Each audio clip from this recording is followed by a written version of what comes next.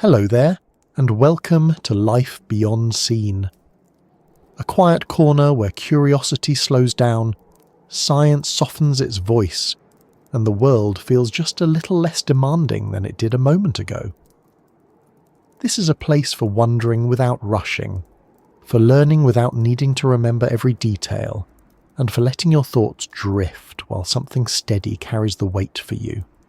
Tonight, that steady presence comes from a place most of us will never visit, a place that exists beneath familiar waves yet feels more distant than the moon.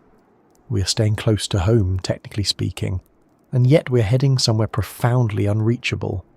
Not because it is hidden, not because it is forbidden, but because it resists us in ways that no other environment on Earth does. The deepest parts of the ocean sit quietly beneath shipping lanes, beneath storms, beneath satellites passing overhead, beneath continents arguing with each other. They are not dramatic in the way volcanoes are dramatic or loud in the way hurricanes demand attention. They simply remain where they are, unchanged by our ambition, unaffected by our timelines, and stubbornly indifferent to our most advanced tools. For all our talk of progress and innovation, for all the machines we have sent into orbit and beyond, there is still a vast region on our own planet that we cannot comfortably reach, cannot stay in for long, and cannot fully understand. The ocean, especially its deepest layers, continues to defeat human technology in ways that are quiet, persistent, and surprisingly humbling. It is easy to forget this. We live surrounded by screens that respond instantly, vehicles that cross continents, and devices that fit in our pockets yet connect us to nearly everything we ask for. From this vantage point, it feels natural to assume that if we wanted to explore the bottom of the ocean thoroughly, we simply would.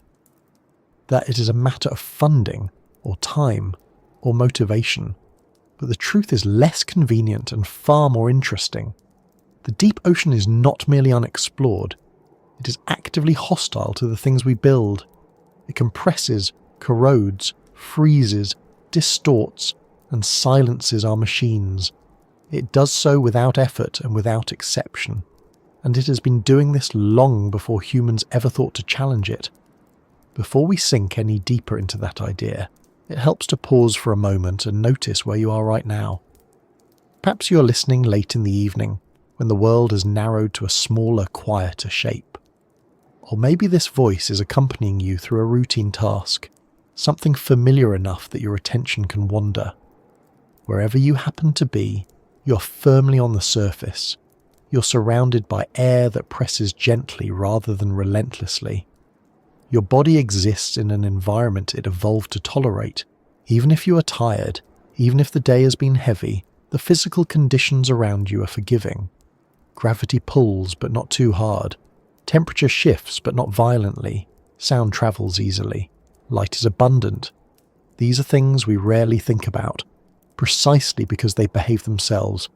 Now imagine removing almost all of that comfort, not suddenly but gradually, meter by meter, as the surface recedes above you. Imagine the air growing irrelevant, replaced by water that grows denser and heavier with every step downward. Imagine light thinning until it no longer arrives at all. Imagine pressure increasing so steadily and so completely that there is no moment when it feels dramatic, only a point at which survival quietly stops being an option. This is not a place that announces itself. It simply becomes incompatible with us.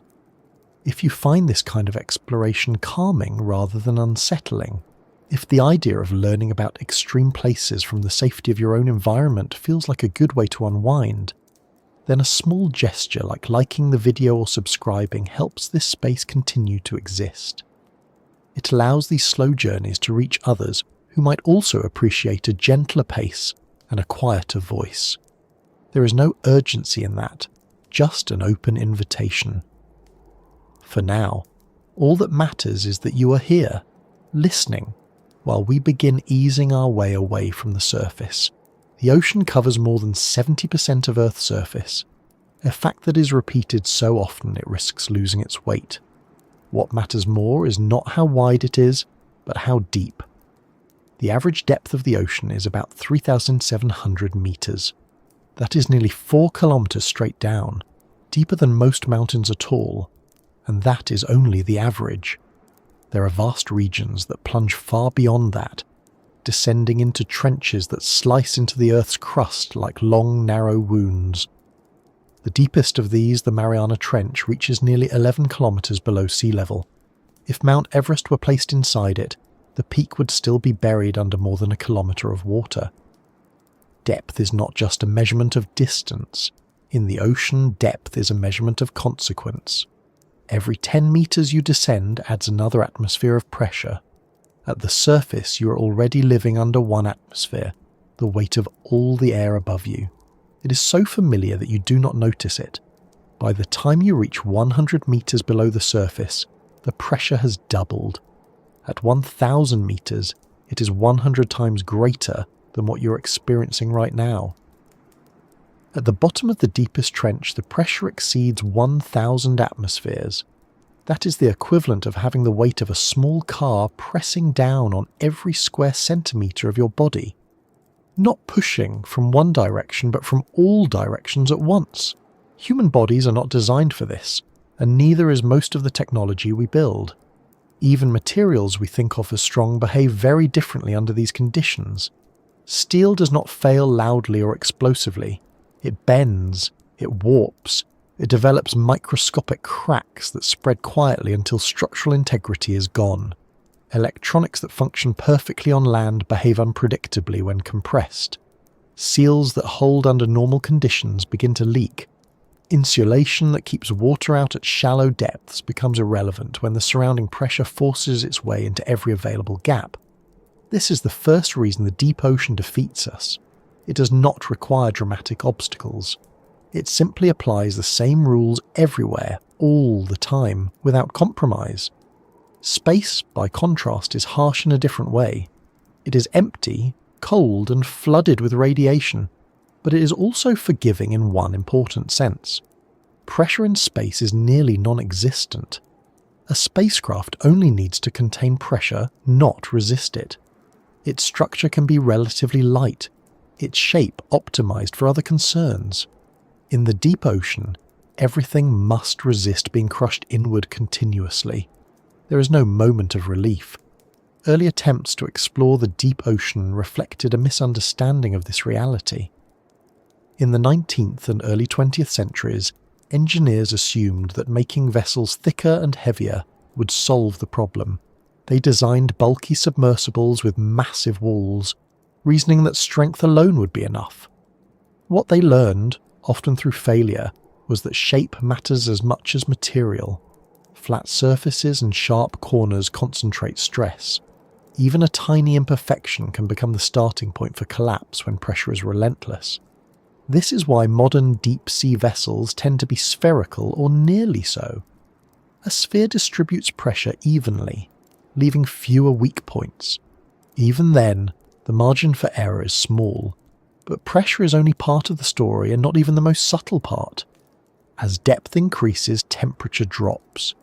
Below a certain point, the ocean remains just above freezing year-round. This cold is not the biting cold of winter air, but a steady, penetrating chill that affects how materials behave. Metals become more brittle, lubricants thicken, batteries lose efficiency, chemical reactions slow down.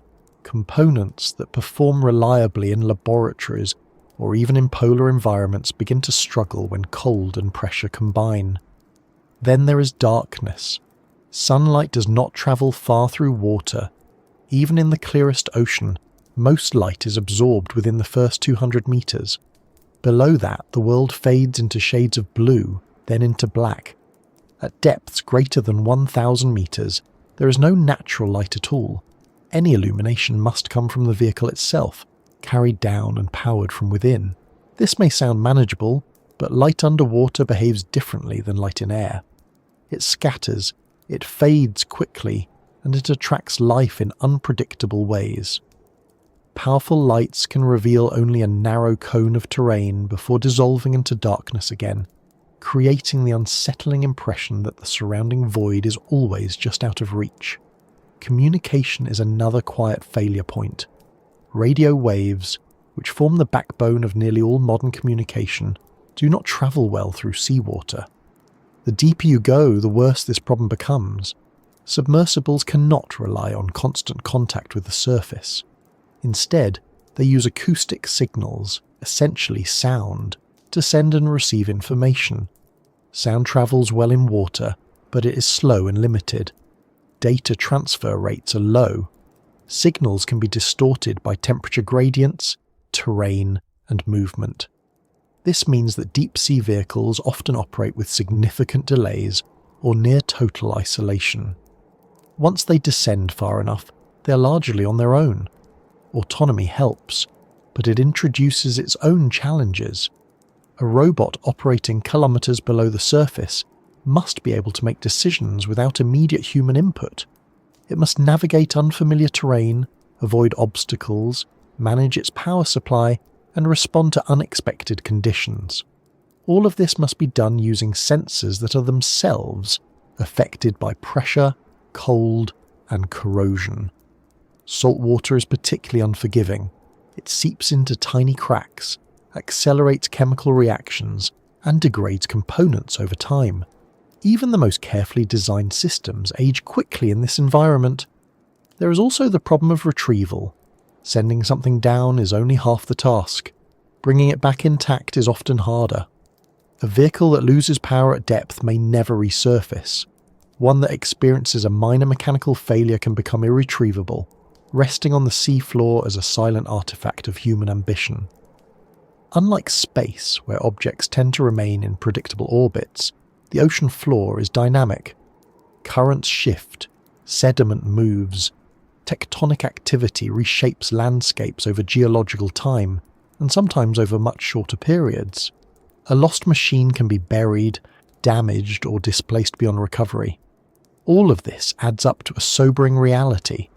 The deep ocean is not simply unexplored because we have not tried hard enough. It remains largely unknown because it actively resists exploration. Every descent is a negotiation with physics, chemistry, and time. Every success is temporary. Every failure is final. And yet we keep going back. We keep designing new vehicles, new sensors, new strategies.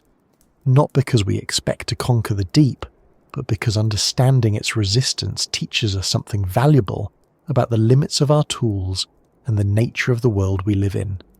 As we continue, we will move further away from the surface assumptions that shape our everyday thinking. We will look more closely at the darkness that begins just below the reach of sunlight, at the forces that reshape matter without spectacle, and at the reasons why some of the most advanced machines ever built still struggle in a place that fish navigate without effort. There is no sudden turn here, no dramatic shift in tone, just a gradual descent into an environment that remains, despite everything we know, deeply uncooperative. And as we go, the ocean will continue doing what it has always done, waiting patiently while we try to catch up. There is a quiet assumption built into everyday life that light is normal. It arrives each morning without effort, spreads across rooms and streets, reflects off surfaces, and makes the world legible. Even at night, artificial light fills the gap so thoroughly that true darkness has become unfamiliar to many people. We flip a switch and banish shadows. We glance at a screen and illuminate a face. Light feels cooperative, predictable, and endlessly available. Because of that, it is easy to forget that light is not guaranteed everywhere. There are places on this planet where it simply does not arrive, not because it is blocked, but because it is absorbed, scattered, and finally erased long before it gets there. As soon as you move away from the ocean's surface, sunlight begins to struggle. Water is not transparent in the way air is. Even when it looks clear, it is busy interacting with light, bending it, breaking it apart, and swallowing large portions of it whole. The ocean does not dim gradually in the way dusk does. It filters light selectively, stripping away colours first, then brightness, then direction. Red disappears within the first few meters. Orange and yellow follow soon after. Green lingers longer, which is why shallow waters often look greenish, but even that fades with depth. blue travels the farthest, which is why the open ocean looks blue from above and why the last traces of sunlight below the surface often arrive as a muted, ghostly blue glow. By about 200 meters down, sunlight has effectively given up. This region, sometimes called the twilight zone, is not truly dark, but it is no longer bright enough to support photosynthesis. Plants cannot live here. The energy that fuels most surface life is already gone. Beyond this point, the ocean enters a state that is difficult to imagine if you have never experienced complete darkness. Below roughly 1,000 meters, there is no sunlight at all, none. Not dim light, not scattered glow, not a hint of dawn or dusk. The sun might as well not exist. This absence of light is not just a visual inconvenience, it reshapes everything about how the deep ocean functions and why human technology struggles there. On land and even in space, light is one of our primary tools. We use it to see, to communicate, to navigate, to measure. Cameras rely on it, sensors depend on it, solar panels require it. Our instincts, evolved over millions of years, expect it. When light disappears, many of our default strategies disappear with it.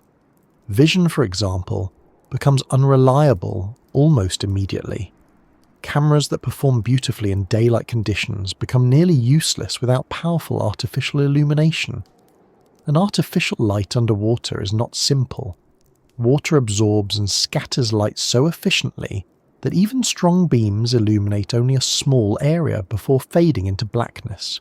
This creates a tunnel effect, where a vehicle can see only what is directly in front of it, while everything else remains hidden. Depth perception becomes difficult.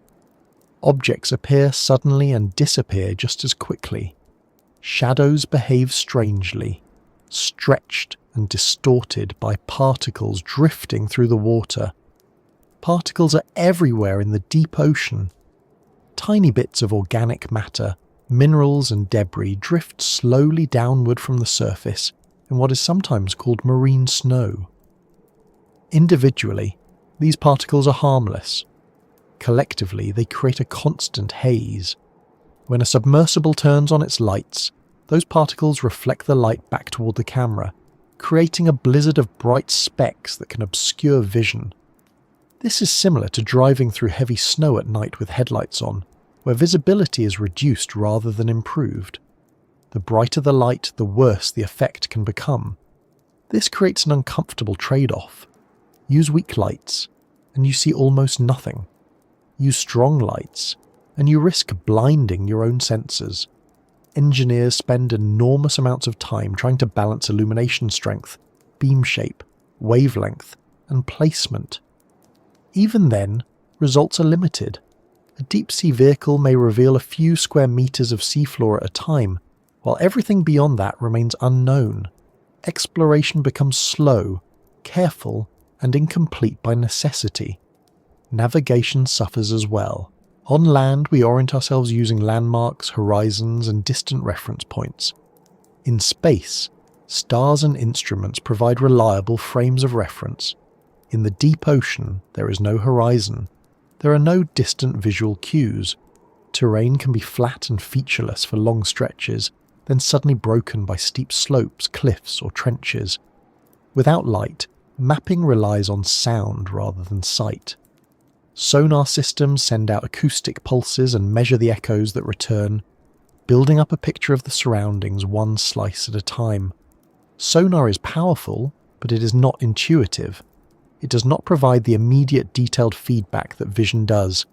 Interpreting sonar data requires processing, experience, and assumptions about what the echoes represent. Soft sediments absorb sound. Hard surfaces reflect it. Biological organisms can confuse signals. Layers of water at different temperatures and salinities can bend sound waves, creating distortions and blind spots. In some cases, a vehicle may believe it is approaching solid ground when it is not, or fail to detect a steep drop until it is dangerously close. Light also plays a crucial role in timekeeping and biological rhythms. On the surface, the cycle of day and night regulates behavior across nearly all forms of life. In the deep ocean, that cycle is absent. There is no sunrise, no sunset, no seasonal variation in light.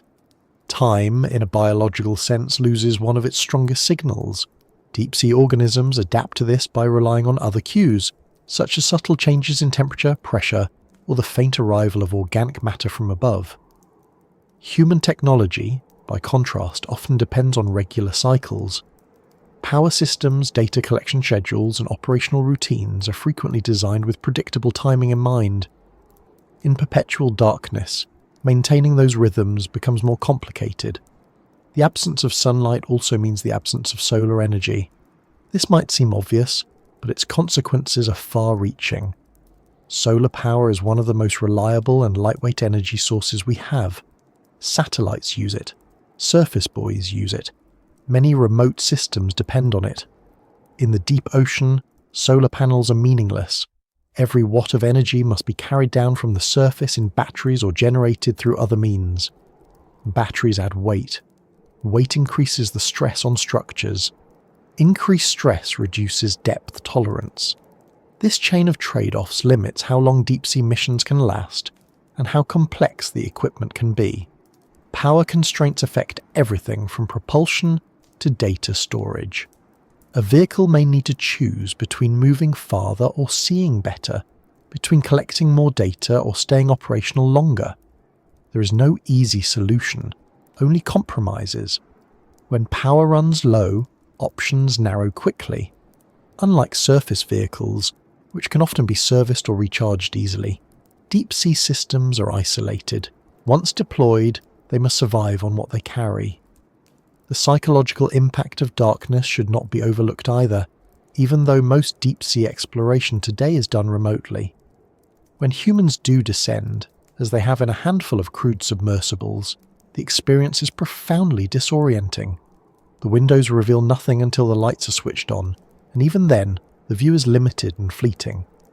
There is no sense of motion relative to the environment, no passing scenery, only occasional glimpses of the seafloor sliding into view and then vanishing again. Depth indicators and instruments become more important than sight. Trust shifts from intuition to numbers. This reliance on instruments is another point of vulnerability. Sensors can fail, readings can drift, calibration can be affected by pressure and temperature. In an environment where human senses are largely useless, technology must perform flawlessly, or at least predictably. When it does not, there is little opportunity for correction. The darkness offers no second opinions. Interestingly, while darkness defeats many of our tools, it is the default state for much of the life that lives there. Deep-sea organisms do not see darkness as a problem to be solved. For them, it is the baseline. Many species have evolved extraordinary adaptations to this condition. Some have eyes that are incredibly sensitive, capable of detecting the faintest glimmers of bioluminescence. Others have abandoned vision altogether, relying instead on touch, chemical sensing, or vibration. Some produce their own light, using it to attract prey, communicate, or confuse predators. Bioluminescence is one of the most striking features of the deep ocean. It is not rare or exotic there. It is common. A significant percentage of deep-sea organisms can produce light in some form. This light is usually blue-green, the wavelength that travels farthest through water. It appears as flashes, glows, pulses, or steady points, depending on the species. To human observers, bioluminescence can look magical, but it is also functional. It is light adapted to darkness, used sparingly and precisely. For human technology, bioluminescence is both fascinating and problematic. Cameras may pick up unexpected flashes that confuse automated systems. Bright lights from submersibles can disrupt natural behaviours, attracting or repelling organisms in ways that alter observations. In some cases, the presence of artificial light changes the environment being studied, making it difficult to distinguish natural patterns from responses to intrusion. This is another subtle way in which the deep ocean resists us. Even when we manage to see something, our act of seeing can change it. There is also the issue of scale. The deep ocean is vast beyond easy comprehension. Trenches stretch for thousands of kilometres. Abyssal plains cover areas larger than continents. Exploring these regions visually, one illuminated patch at a time, is like trying to understand a forest by examining individual leaves in a dark room. Each observation is valuable, but it is disconnected from the larger picture. Mapping helps, but maps built from sonar lack the richness of visual detail. They show shape, not texture. They reveal structure, not activity. Because of this, much of what we know about the deep ocean comes from indirect evidence. Chemical signatures, pressure readings, temperature profiles, and acoustic data tell stories that images cannot. We infer processes rather than witnessing them directly. This mode of understanding is less satisfying to human intuition, which prefers seeing to measuring. It also makes the deep ocean feel more abstract, more remote, even though it is physically close. The absence of light also slows progress in a practical sense. Data gathered in the deep ocean is expensive and time-consuming to collect. Each mission requires careful planning, specialized equipment and favorable conditions. Weather at the surface matters, even though the target lies kilometers below. Deployment and recovery windows are limited. A single failure can end a mission prematurely. Compared to surface or orbital exploration, the pace is slow. Advances come incrementally, often after years of preparation. Yet, despite all of this, the darkness is not absolute in its defeat of us. We have learned to work within it, to adapt our expectations, to design systems that accept limited visibility rather than fighting it. We use sound instead of light. We rely on redundancy. We build patience into our methods. The deep ocean forces a different mindset, one that values persistence over speed and resilience over elegance. As we continue moving downward, away from the last traces of sunlight, it becomes clear that darkness is not an isolated challenge. It interacts with every other difficulty the deep ocean presents. Pressure, cold, communication delays and power constraints all become more severe in the absence of light. Each problem amplifies the others. The environment becomes less forgiving with every meter, not because it is actively hostile, but because it is utterly indifferent. And that indifference is perhaps the most important thing to understand. The deep ocean does not care whether we can see it. It has existed in darkness for millions of years, operating according to rules that do not require our observation. Sunlight never learned to go there because it did not need to. Life adapted anyway. Geological processes continued without pause. The only ones unsettled by the darkness are us. This realization lingers as we descend further, into regions where even our most sensitive instruments strain to function. Light, once taken for granted, becomes a rare and carefully rationed resource, and in that growing absence other forces step forward, exerting their influence quietly and relentlessly, shaping an environment where strength is measured not by brightness or speed, but by the ability to endure conditions that never change their mind. Pressure is one of those concepts that feels simple until you encounter it in a place where it stops being theoretical. On the surface, pressure is easy to ignore. It is present, constant, and mild enough that your body has no reason to complain. You live under one atmosphere of pressure every moment of your life, the combined weight of all the air stacked above you, stretching upward into the sky. Your ears, lungs, blood vessels, and bones have adapted so completely to this condition that it barely registers as a force at all. It is background noise in the physical sense, something so stable that it fades into invisibility. The deep ocean removes that invisibility. It takes pressure and turns it into the defining feature of existence. Not as a sudden shock, not as a dramatic event, but as a steady accumulation that never pauses, never fluctuates, and never offers relief. With every meter of descent, the water above adds its weight. 10 meters, another atmosphere. 20 meters, another. This stacking continues with mechanical indifference. At 100 meters, pressure has already increased tenfold.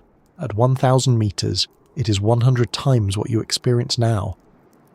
By the time you reach the deepest trenches, the pressure is so extreme that familiar words lose their usefulness. Numbers stop feeling intuitive. Comparisons become abstract. What makes pressure so effective at defeating human technology is not just its magnitude, but its uniformity. It does not attack from one side. It surrounds completely. Every surface, every joint, every microscopic flaw is subjected to the same relentless squeeze. There is no hiding from it, no orientation that offers advantage. Gravity pulls downward, wind pushes horizontally, heat radiates outward.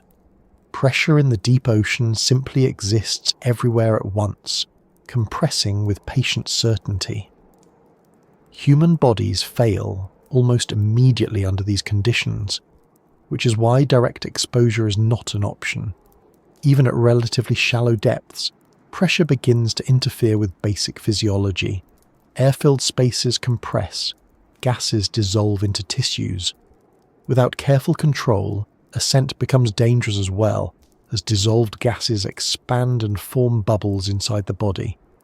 This is why divers must descend slowly and follow decompression schedules, and this is still happening within a few hundred meters of the surface, in regions that barely qualify as deep by oceanic standards.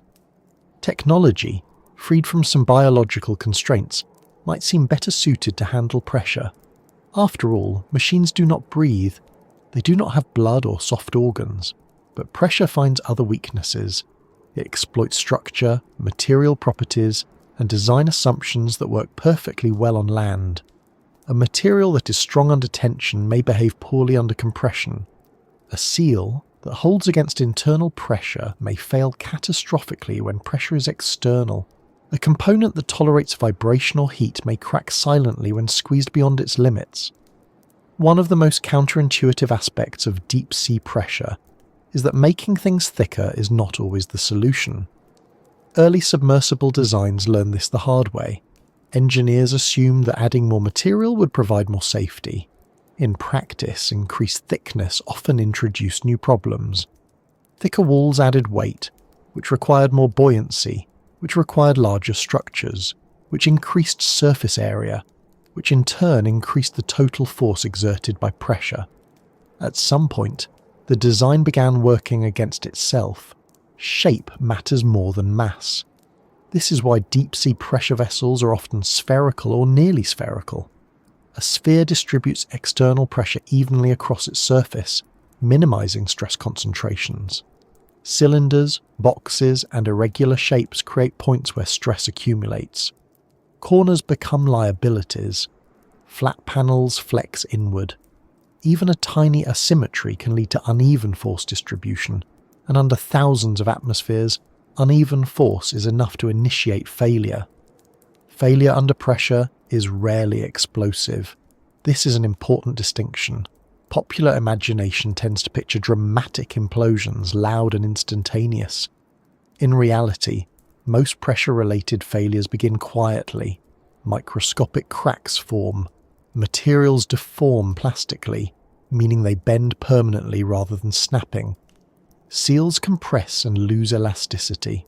Over time, these small changes accumulate. A vessel that survived one dive may be compromised on the next.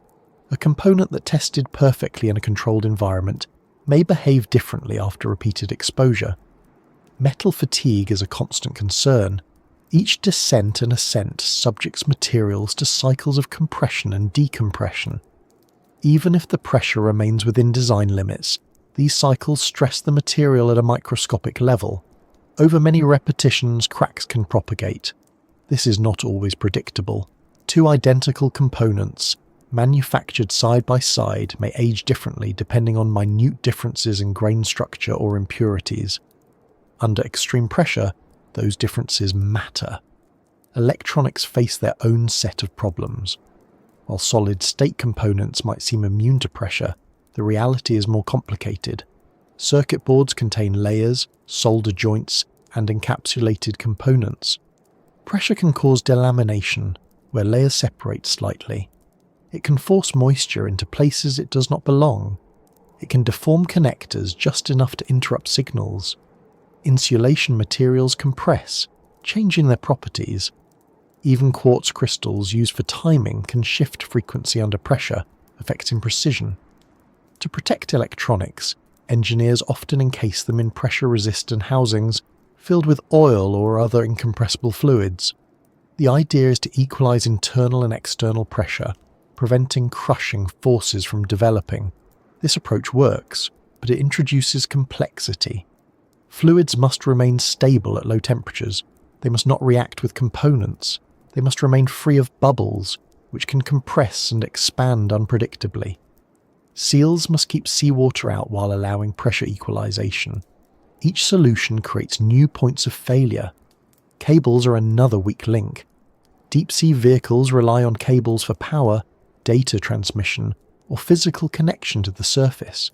These cables must withstand not only pressure, but tension, bending, abrasion, and corrosion.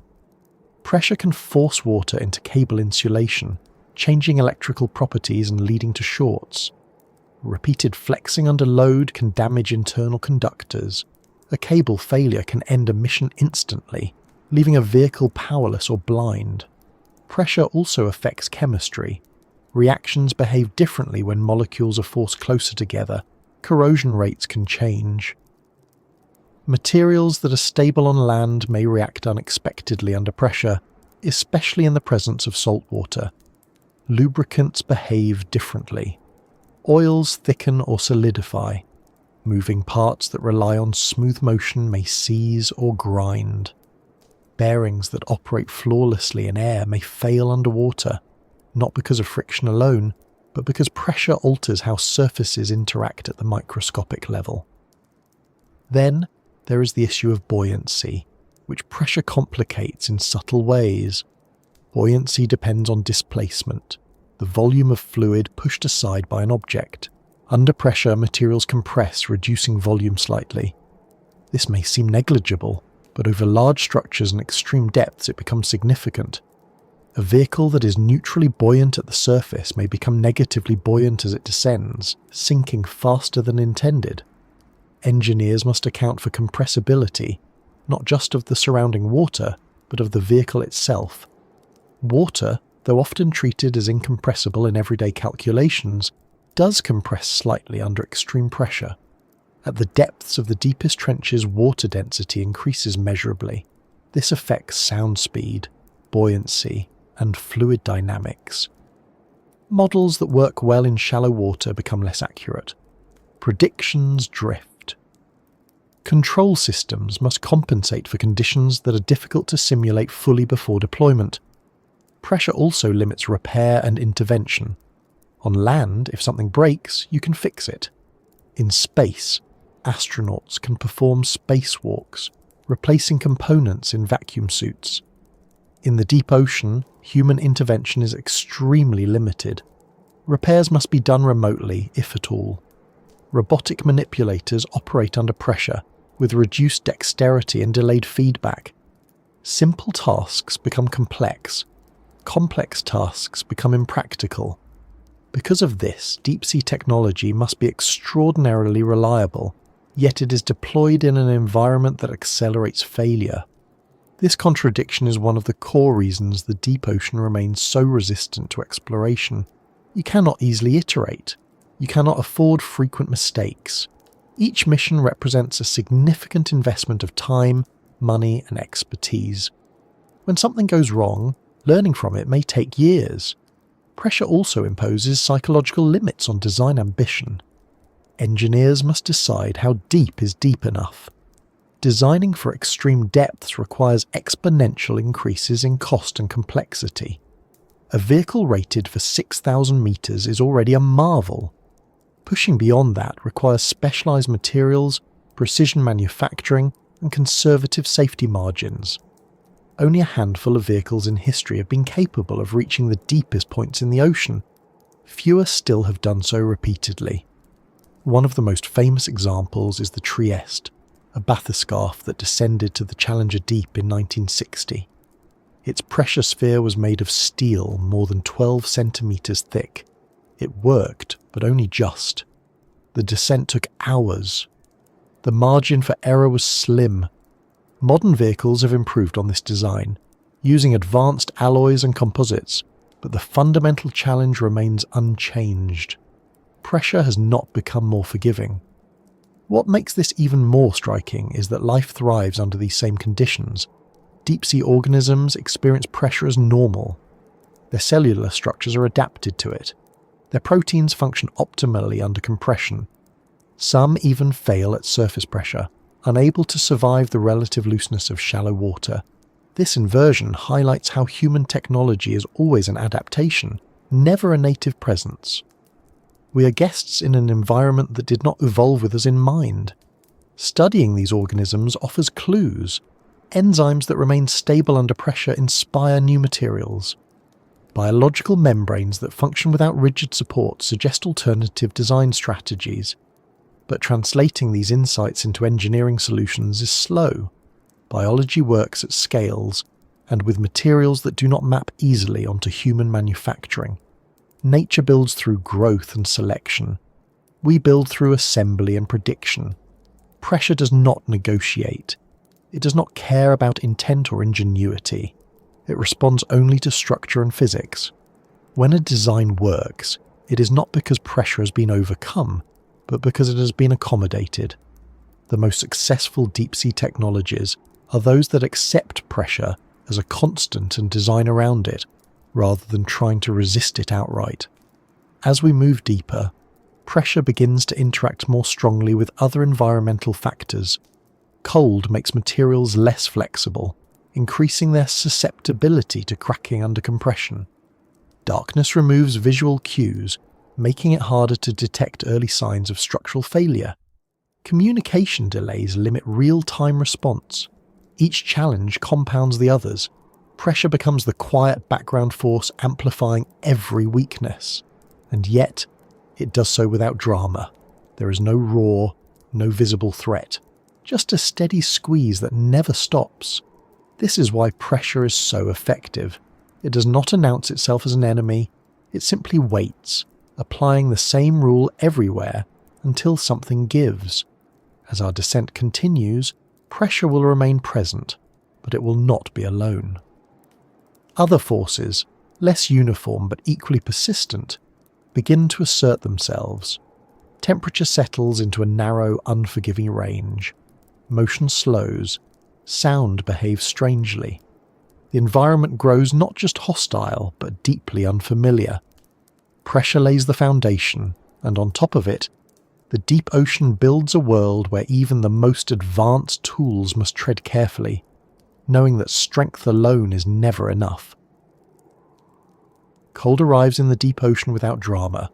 There is no sudden shock, no clear boundary where warmth ends and chill begins. Instead, temperature slides downward gradually, metre by metre, until it settles into a narrow, unchanging range that feels less like weather and more like a permanent condition. Below roughly 1,000 metres, the ocean hovers just above freezing, usually between 1 and 4 degrees Celsius. It stays there year after year, century after century, indifferent to seasons, storms, or sunlight that never reaches it. This cold is not temporary. It does not pass. It simply exists, quietly shaping everything that enters it. On land, cold is something we manage with clothing, heating, and shelter. It is an inconvenience, sometimes a danger, but rarely an absolute barrier. Machines start slower, batteries drain faster, metals contract slightly. These are problems with solutions. In the deep ocean, cold does not come alone, and it does not allow for easy fixes. It combines with pressure and darkness to create an environment where normal assumptions about materials, motion and time stop applying in familiar ways. Temperature affects matter at the most basic level. Molecules move more slowly when cold. Chemical reactions take longer. Fluids thicken. Gases dissolve more readily into liquids. These effects are subtle at first, but under constant exposure they accumulate. A lubricant that works well at room temperature may become viscous enough at deep-sea temperatures to resist movement. Gears that turn smoothly in testing environments may grind or stall. Seals that remain flexible in warmth may harden and crack. Batteries are particularly vulnerable. Most chemical batteries rely on reactions that slow down significantly in cold conditions. Capacity drops, voltage becomes unstable, charging becomes inefficient or impossible. For deep-sea vehicles that must carry all their energy with them, this is a serious limitation. Engineers can insulate batteries or generate internal heat, but insulation adds bulk and weight, and heat must come from energy that is already scarce. Every watt spent staying warm is a watt not spent moving, sensing, or communicating. Electronics, often assumed to be robust, also suffer. While some components perform better at lower temperatures, others become brittle or behave unpredictably. Solder joints can crack due to thermal contraction. Capacitors change value. Displays become unreadable. Even when systems remain functional, their behaviour may drift just enough to cause problems in an environment where precision matters. Cold also slows time in a practical sense. Operations take longer. Warm-up periods become necessary. Data transmission rates may be reduced to conserve power. Missions that would be straightforward in warmer environments stretch out. Limited by the pace at which systems can safely operate, the deep ocean does not reward haste. It enforces patience through physics. Darkness compounds these challenges. Unlike cold, which is at least a familiar sensation, darkness at depth is total and absolute. It is not the darkness of night, softened by starlight or distant glow. It is a darkness that has no reference point. Turn off the lights of a deep-sea vehicle, and the world disappears completely. There is no outline, no contrast, no sense of space. Vision, one of our primary ways of understanding the world, becomes irrelevant. For machines, this means reliance on artificial light or alternative sensing methods.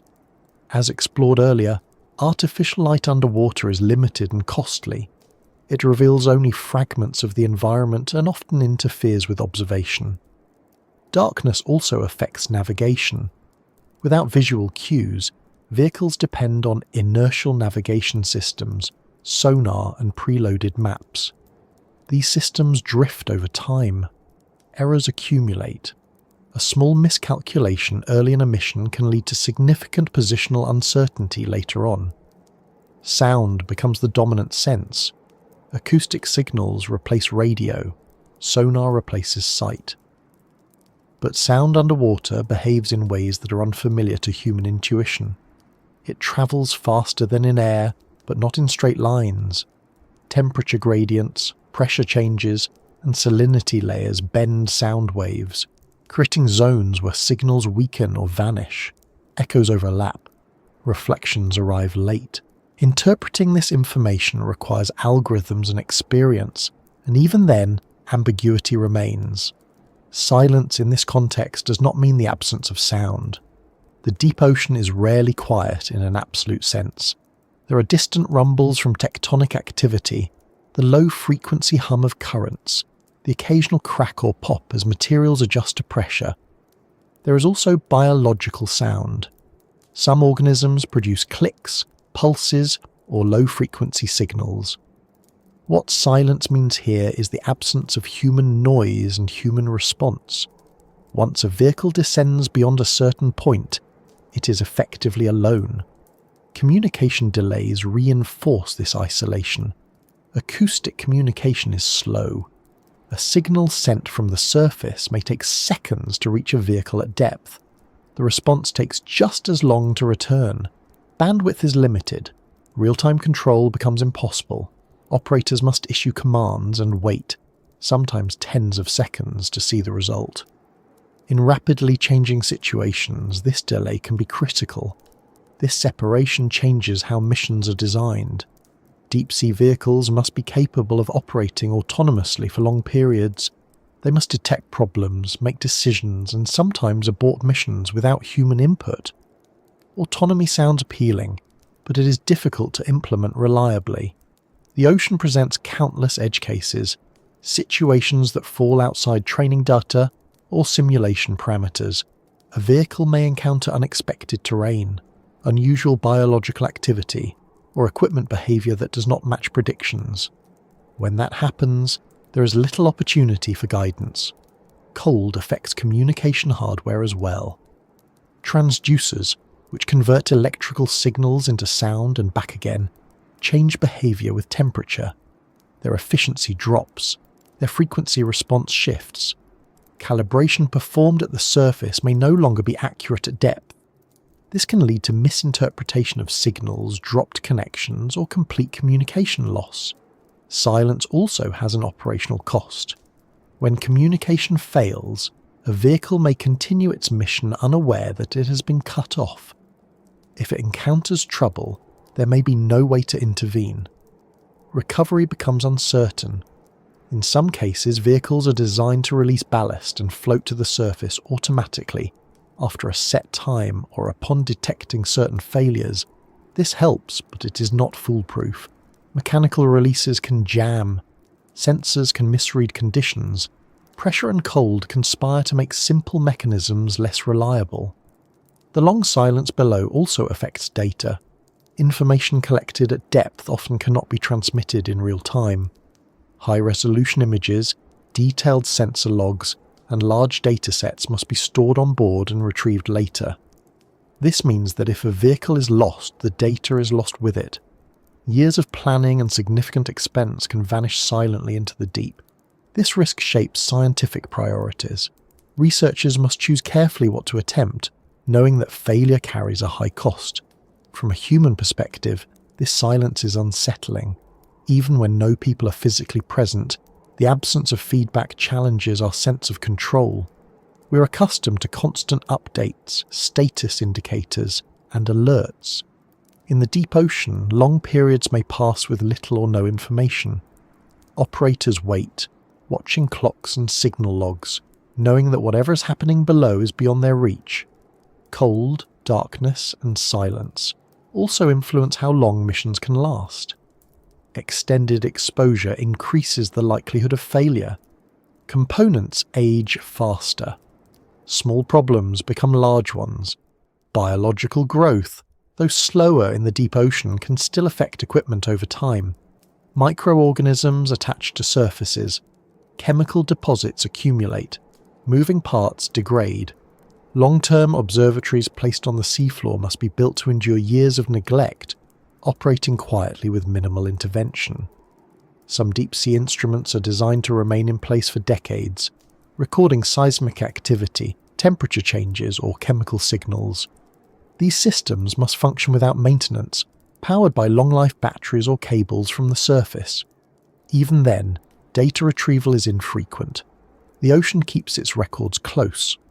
Accessing them requires patience and careful planning. Life in the deep ocean has adapted to this triad of conditions in ways that appear almost alien. Metabolisms are slow.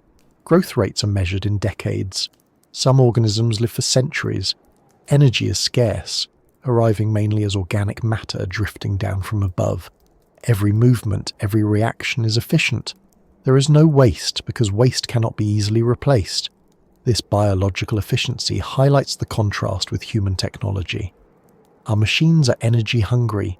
They move quickly, process large amounts of data, and generate heat as a byproduct. In the deep ocean, heat is both a resource and a liability. It can keep components warm, but it must be managed carefully to avoid thermal stress or attracting unwanted biological attention.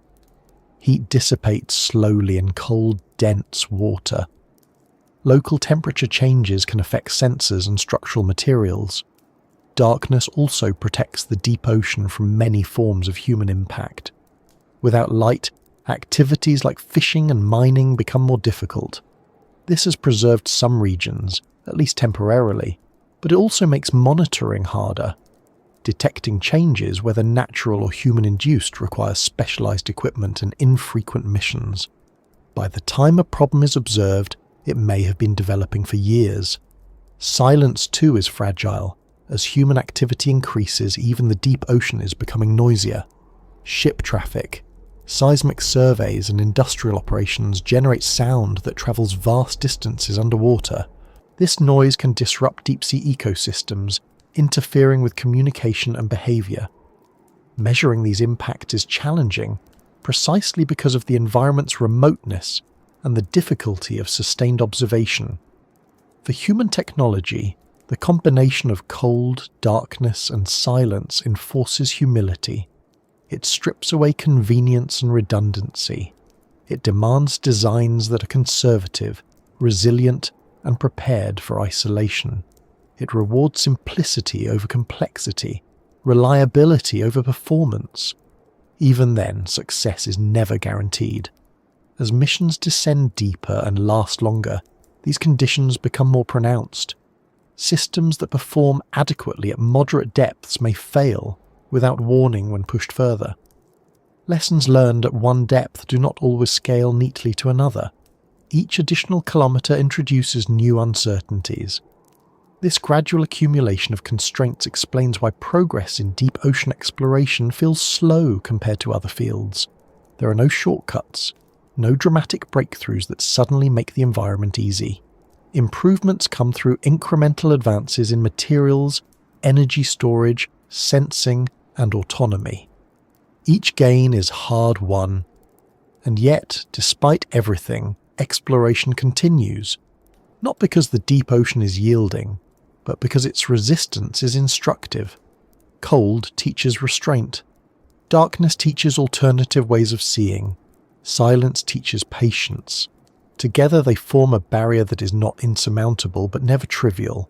As we move further along, these conditions will begin to interact with the physical structures we build. Materials that seemed adequate will reveal limits. Designs that worked before will need rethinking. The environment below does not change to accommodate us. We must change to accommodate it, knowing that even then the margin for error remains thin. Steel carries a reputation that borders on myth.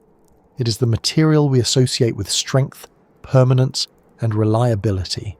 Skyscrapers rise on steel frames. Bridges stretch across vast distances supported by steel cables. Ships, trains, tools, and machines owe their existence to it. In everyday life, steel feels unyielding. You can strike it, lean on it, trust it to hold weight far beyond your own. It does not bend easily. It does not tear. It inspires confidence simply by being there. That confidence fades quickly in the deep ocean, not because steel becomes weak in any ordinary sense, but because the rules that define strength change under extreme pressure. Miles below the surface, steel does not behave like the reassuring, rigid material we know. It compresses, it deforms, it buckles quietly and without warning. Compared to the forces involved, even thick steel walls can behave less like armour and more like paper, surrendering not dramatically but inevitably. To understand why this happens, it helps to rethink what strength actually means. On land, we usually test materials by pulling them apart or placing weight on top of them. These tests measure tensile strength and compressive strength in familiar orientations. We ask how much load a beam can carry before it snaps or bends. We calculate safety margins.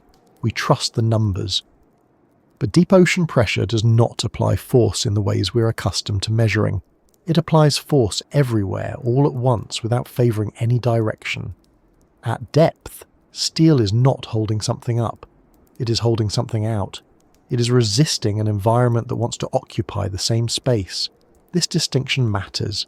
Steel is excellent at resisting internal pressure. Pipes, tanks, and boilers routinely contain gases or liquids at pressures far higher than atmospheric. In those cases, the force pushes outward, and the steel responds by stretching slightly, distributing the load across its structure. The material works with the force rather than against it. External pressure is different. When pressure pushes inward, steel must resist compression. It cannot stretch to accommodate the force. Instead, it must prevent collapse. Any imperfection, any inconsistency in thickness, any microscopic flaw becomes a potential failure point. Under enough pressure, the material does not need to crack or tear.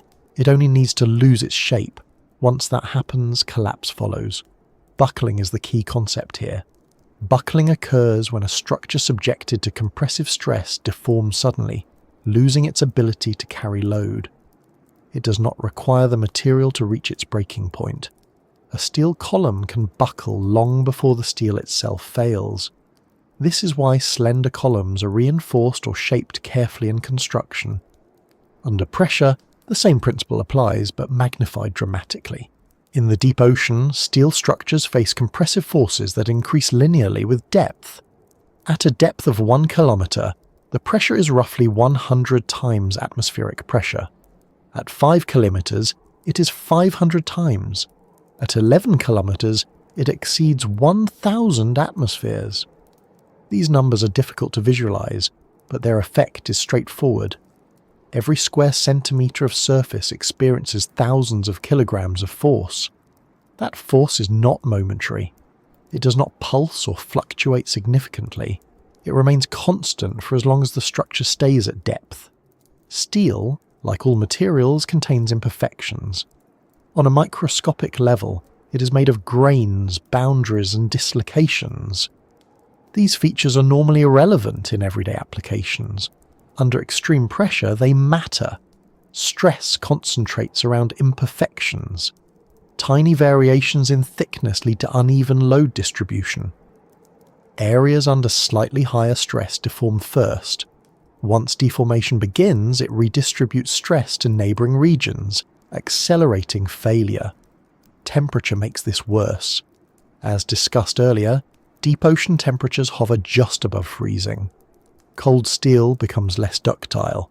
Ductility is the ability of a material to deform plastically without breaking. At lower temperatures, steel loses some of this ability.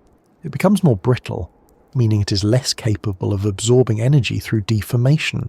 Under compressive stress, this brittleness increases the likelihood of sudden buckling or cracking.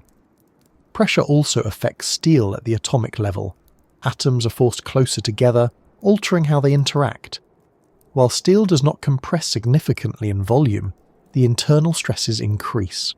Over time, these stresses can cause creep, a slow, permanent deformation under constant load. Creep is often associated with high temperatures, but it can also occur under high pressure, especially over long durations. In the deep ocean, where missions may last hours or days, creep can weaken structures in subtle ways. Another factor is fatigue. Deep-sea vehicles rarely experience pressure only once. They descend and ascend repeatedly. Each cycle subjects steel components to changing stress levels. Even if these stresses remain within design limits, repeated cycling can initiate cracks. Fatigue cracks often start at welds, joints, or areas where geometry changes abruptly. These cracks may be microscopic at first, invisible to inspection. Under subsequent pressure cycles, they grow. Welding itself introduces vulnerabilities. Welded joints are rarely identical to the base material. They have different grain structures and residual stresses from the welding process. Under pressure, these differences matter. A weld that is perfectly acceptable on land may become the weakest point at depth. This is why deep-sea pressure vessels are often machined from single pieces of metal, rather than assembled from welded plates. Even then, machining introduces its own challenges. Thickness, again, is not a simple solution. Increasing wall thickness does improve resistance to collapse, but it also increases weight. Weight requires buoyancy. Buoyancy is typically provided by materials that are less dense than water, such as syntactic foam. These materials have their own depth limits. They compress under pressure, losing buoyancy. Designing a vehicle becomes a balancing act between strength and flotation, with steel sitting at the center of that compromise. At extreme depths, the margins become so tight that even small design changes have outsized effects. Adding a sensor port, a window, or a connector requires penetrating the pressure hull.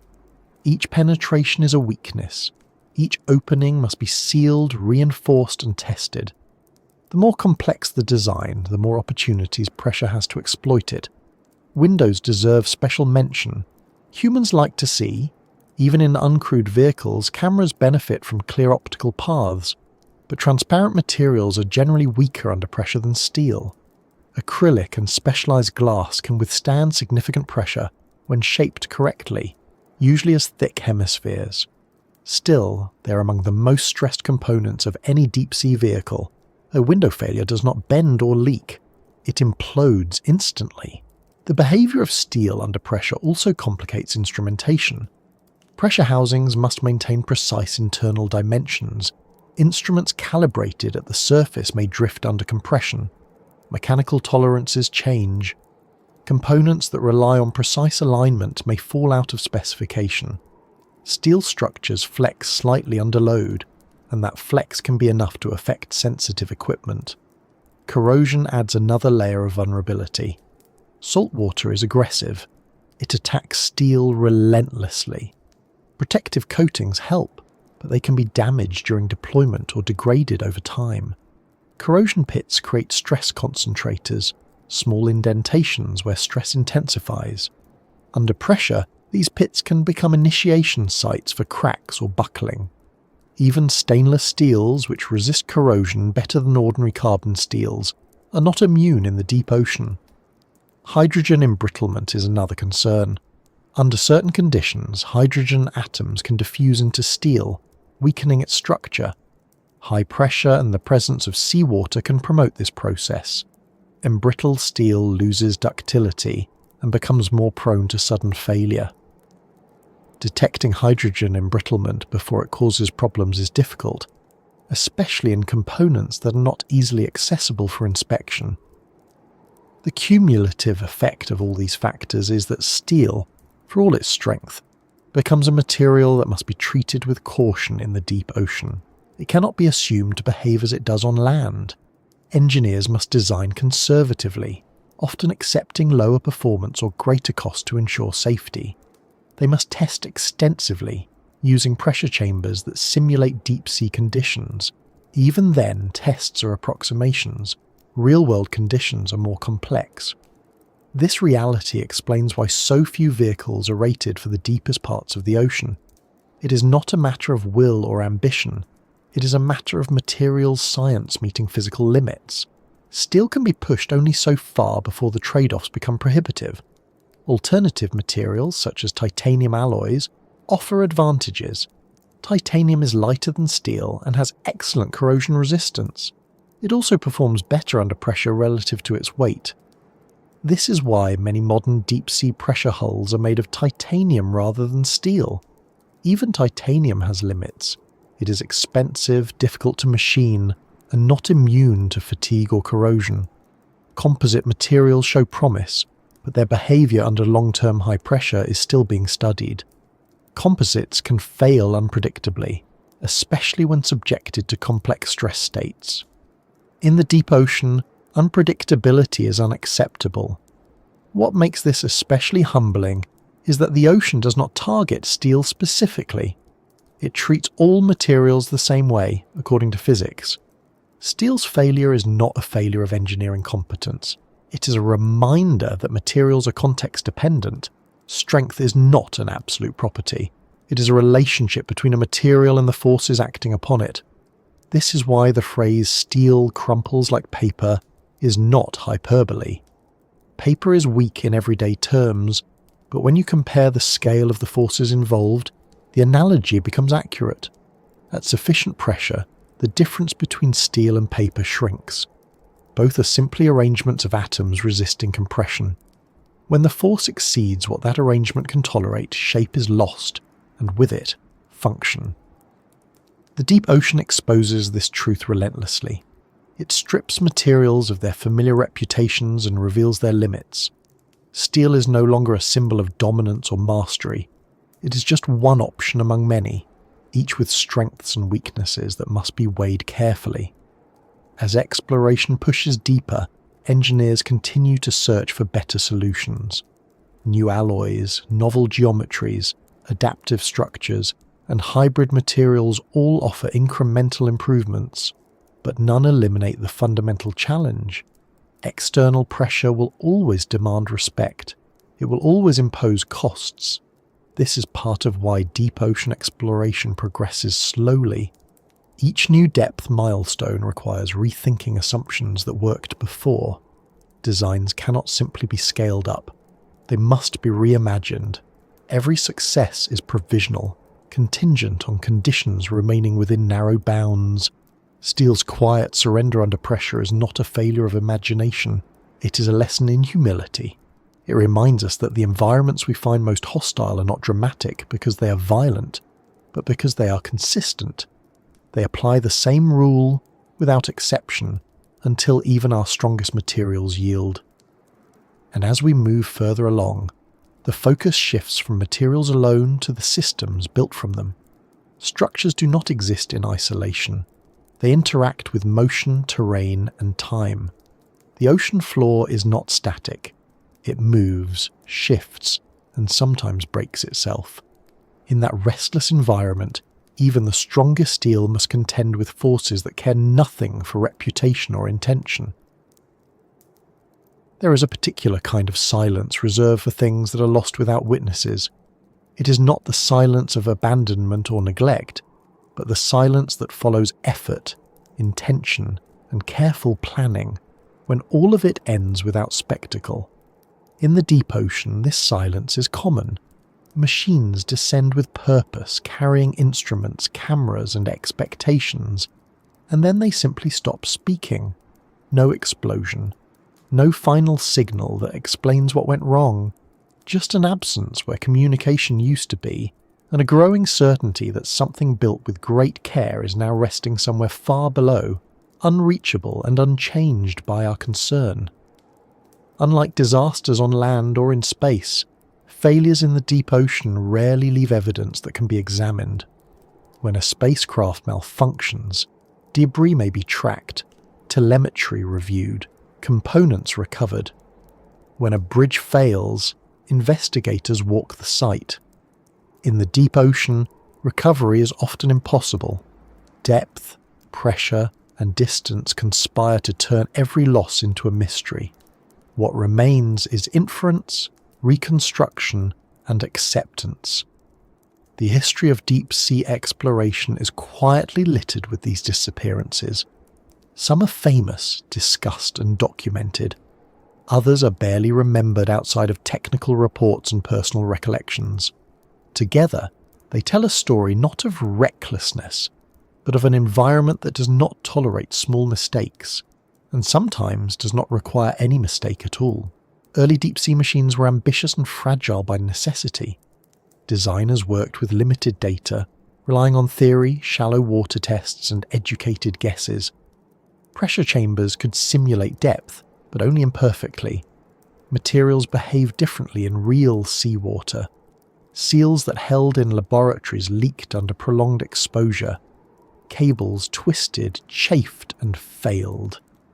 When these early machines were lost, there was little surprise, but the losses still hurt.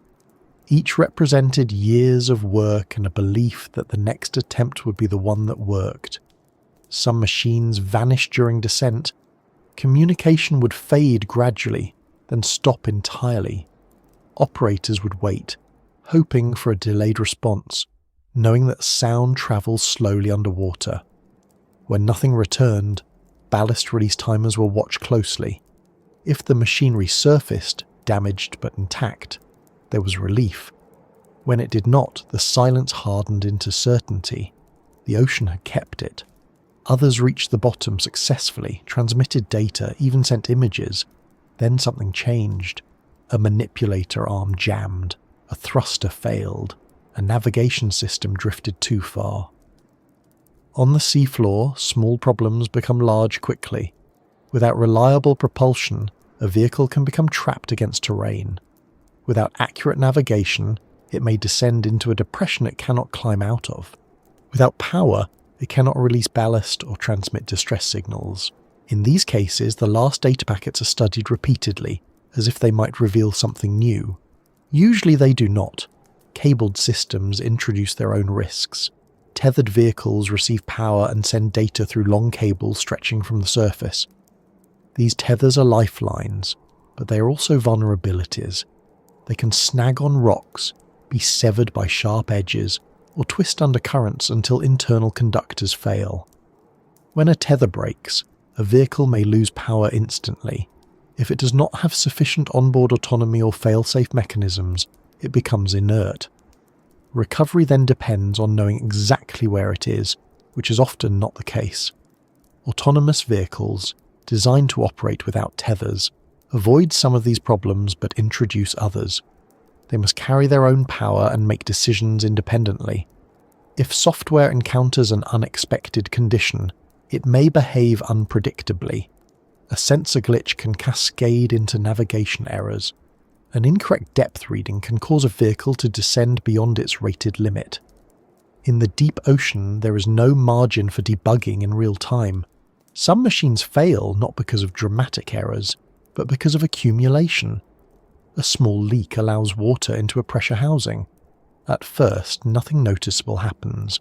Over time, corrosion accelerates. Electrical shorts develop. Eventually, a critical system fails. The machine may continue functioning partially, sending garbled data, or it may fail suddenly. By the time the problem is detected at the surface, intervention is no longer possible. There are also losses caused by the environment itself. The ocean floor is not a smooth, static surface. It is shaped by tectonic forces, sediment flows, and biological activity. Submersibles have been lost to underwater landslides, sudden shifts in sediment that bury equipment without warning. Others have been damaged by hydrothermal vent activity, where superheated, chemically aggressive fluids erupt from the seabed. These environments are scientifically valuable and technologically dangerous. One particularly sobering aspect of these losses is how quickly they become permanent. A machine lost at a depth of several kilometers may be theoretically recoverable, but practically unreachable. Mounting a recovery mission requires knowing the exact location, designing specialized equipment, securing funding, and waiting for favorable conditions. Even then, success is not guaranteed. In many cases, the cost of recovery exceeds the value of what was lost. Decisions are made quietly. The machine is written off. The ocean keeps it. Sometimes, lost machines are rediscovered years later. Advances in sonar mapping occasionally reveal shapes on the seafloor that match known vehicles. These discoveries are bittersweet. They provide closure, confirming what happened, but they also highlight the permanence of loss. The machine remains where it fell, intact or broken, slowly becoming part of the environment. Sediment settles. Organisms colonize surfaces. What was once cutting-edge technology becomes substrate. These lost machines are not always failures in the usual sense. Many completed their primary missions before being lost. They collected data, mapped terrain, recorded images that expanded human understanding. Their loss came afterward, during ascent or recovery. In such cases, the loss feels less tragic and more like a cost paid at the end of a successful effort. Still, it reinforces the reality that deep ocean exploration rarely allows for clean endings. Human-crewed submersibles add another layer of gravity to this topic. While rare, their losses resonate deeply. The risks are higher, the stakes more obvious. Crewed vehicles are designed with extreme conservatism. Redundancy is built into every system. Procedures are rehearsed. Limits are respected. Even so, history includes incidents where crewed submersibles encountered serious trouble. In most cases, careful design and disciplined response prevented disaster. But the possibility remains, always present, always acknowledged. This awareness shapes the culture of deep-sea engineering. Caution is not optional. Optimism is tempered by respect. Every new design is evaluated not just for performance, but for failure modes.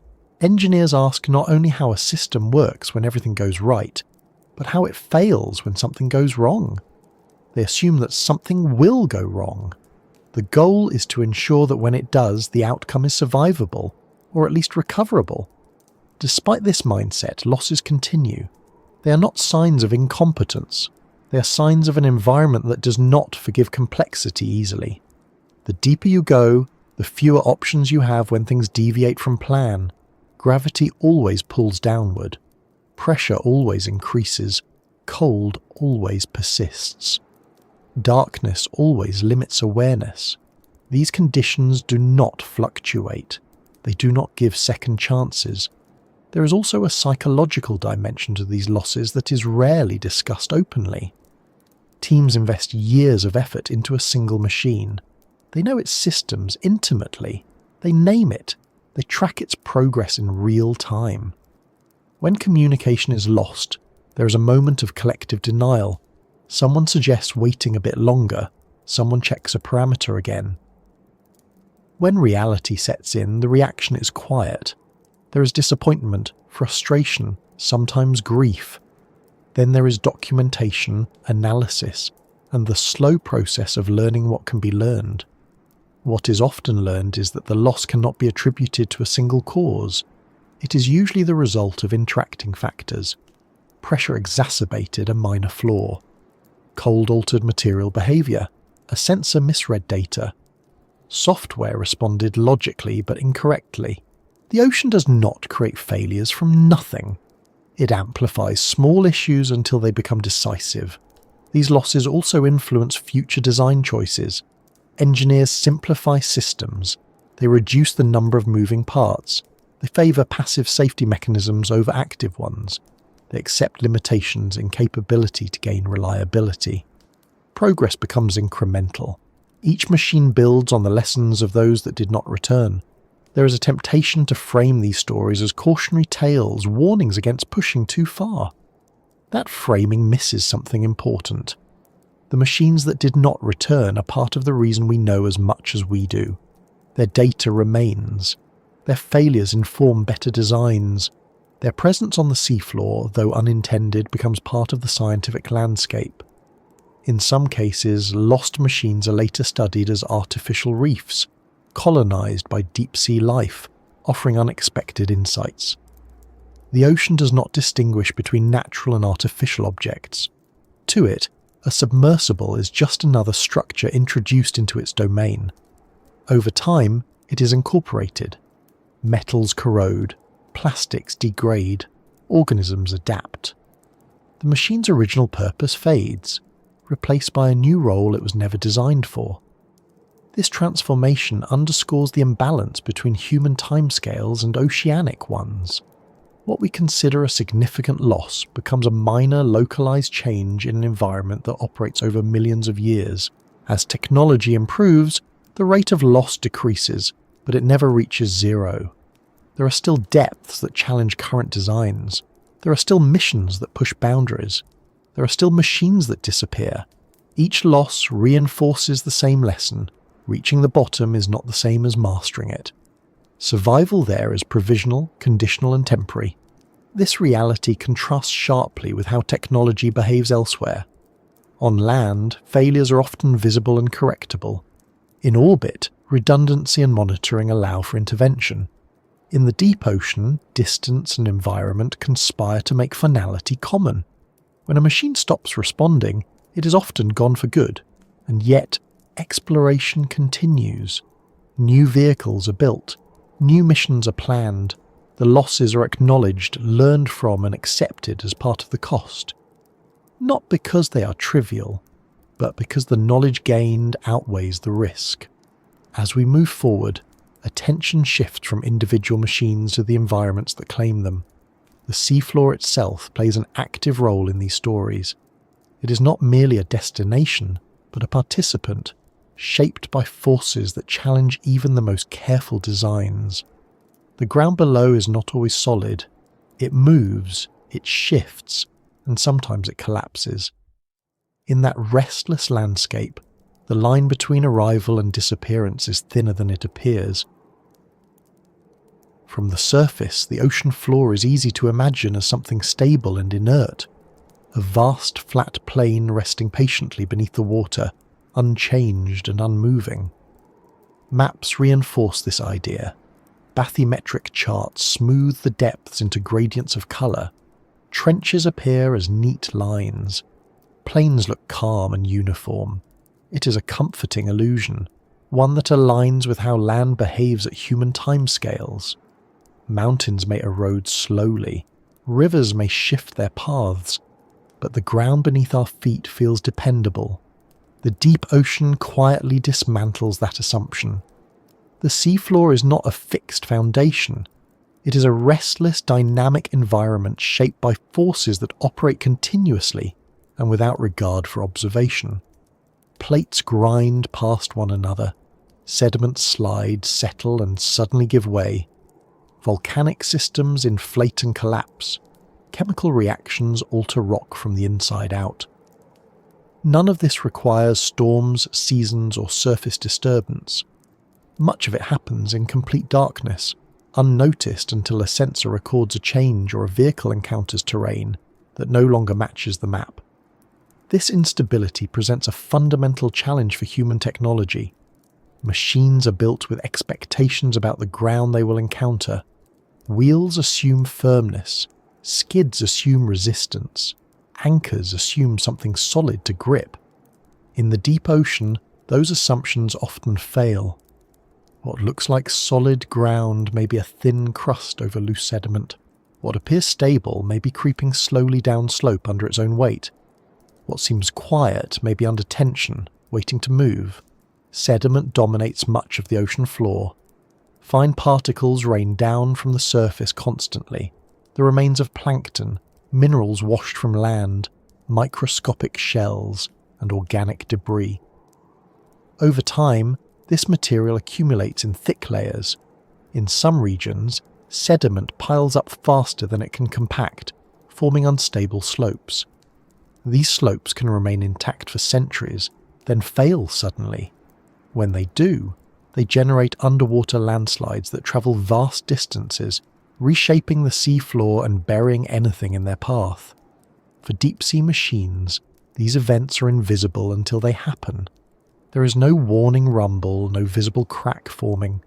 A vehicle may be resting on what appears to be level ground when the sediment beneath it begins to move. The movement may be slow at first, imperceptible to instruments calibrated for navigation rather than geology. Then acceleration increases. The machine tilts. Thrusters struggle to compensate. Sediment clouds reduce visibility to zero. In many cases, recovery is impossible. The vehicle is buried or carried downslope beyond reach. Even without dramatic landslides, sediment poses daily challenges. It behaves differently from soil on land. Under pressure, fine-grained sediments can act almost like fluids when disturbed. A submersible that lands too heavily can sink deeper than expected, its weight redistributing the sediment beneath it. Thrust awash can excavate pits, destabilizing the area around landing gear. Attempts to lift off may stir up dense clouds that interfere with sensors and clog moving parts. Anchoring equipment on the seafloor is particularly difficult. Instruments meant to remain in place for long periods must be secured against currents and movement. Traditional anchors often fail in soft sediment, pulling free or sinking too deeply. Engineers design wide bases, weighted frames, or penetrating anchors, but each approach has limitations. Over time, sediment can bury instruments entirely, cutting them off from water flow or altering measurements. Hard ground is not necessarily safer. Much of the ocean floor consists of basaltic rock formed at mid-ocean ridges, where tectonic plates pull apart and magma rises to fill the gap. These regions are geologically young and active. The rock is fractured, uneven, and sharp-edged. Navigating over it risks damage to hulls, cables, and propulsion systems. Small miscalculations can lead to collisions that would be trivial on land but catastrophic at depth. Tectonic activity adds another layer of unpredictability. The ocean floor hosts most of Earth's seismic activity. Earthquakes occur frequently, many too small to be felt on land but significant enough to shift sediments or alter local topography.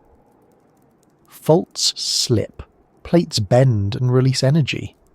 These movements can change depth profiles, open cracks, or trigger secondary effects like landslides and gas releases. Hydrothermal vents are one of the most striking examples of a seafloor that refuses to remain static. These systems form where seawater seeps into the crust, is heated by underlying magma, and then erupts back into the ocean laden with minerals. Vent structures grow as minerals precipitate, forming chimneys that can reach several meters in height. They also collapse, sometimes suddenly. Temperatures near vents can exceed 300 degrees Celsius, even though surrounding water remains near freezing. For technology, vents are both fascinating and hazardous. Instruments placed nearby must withstand extreme temperature gradients and chemically aggressive fluids. The ground around vents can be unstable, weakened by alteration processes. A structure that appears solid may crumble when touched. Vehicles operating in these regions must move cautiously, aware that maps can become outdated quickly as vents evolve. Cold seeps present a different kind of instability. These are areas where hydrocarbons or other fluids leak slowly from the seabed. They can create patches of soft, unconsolidated sediment and support unique biological communities. The seepage alters the mechanical properties of the ground. Equipment placed nearby may sink or tilt over time as fluids migrate. Chemical corrosion can accelerate. Predicting long-term stability in these areas is difficult. Even abyssal plains, often described as flat and featureless, are not truly static. They are shaped by slow currents that redistribute sediment, creating ripples and dunes over geological time. These features may seem insignificant, but for vehicles operating close to the bottom, they can affect navigation and clearance. A slight rise may be enough to ground a vehicle. A shallow depression may trap sediment stirred up by thrusters, reducing visibility. Cables laid across the seafloor face constant stress from this movement. Submarine communication cables span thousands of kilometers, crossing plains, slopes, and trenches. Over time, they are subjected to tension from shifting sediments and tectonic activity. Cable breaks are often caused not by external damage, but by gradual movement of the ground beneath them. Locating and repairing these breaks is a complex and expensive process, further highlighting how active the seafloor really is. Time operates differently here. Changes that seem slow on human scales can be rapid in geological terms. A slope that creeps a few millimeters per year can eventually fail catastrophically. A vent that grows steadily can collapse overnight. An area mapped decades ago may no longer exist in the same form. For technology that relies on prior knowledge, this temporal mismatch is a serious problem. Maps themselves are provisional. High-resolution mapping of the deep ocean is still incomplete. Large areas have been mapped only at coarse resolution, revealing general shapes but not fine details. Even detailed maps represent a snapshot in time. They do not capture ongoing processes. A vehicle guided by such maps must still be prepared for surprises. This unpredictability forces conservative behaviour.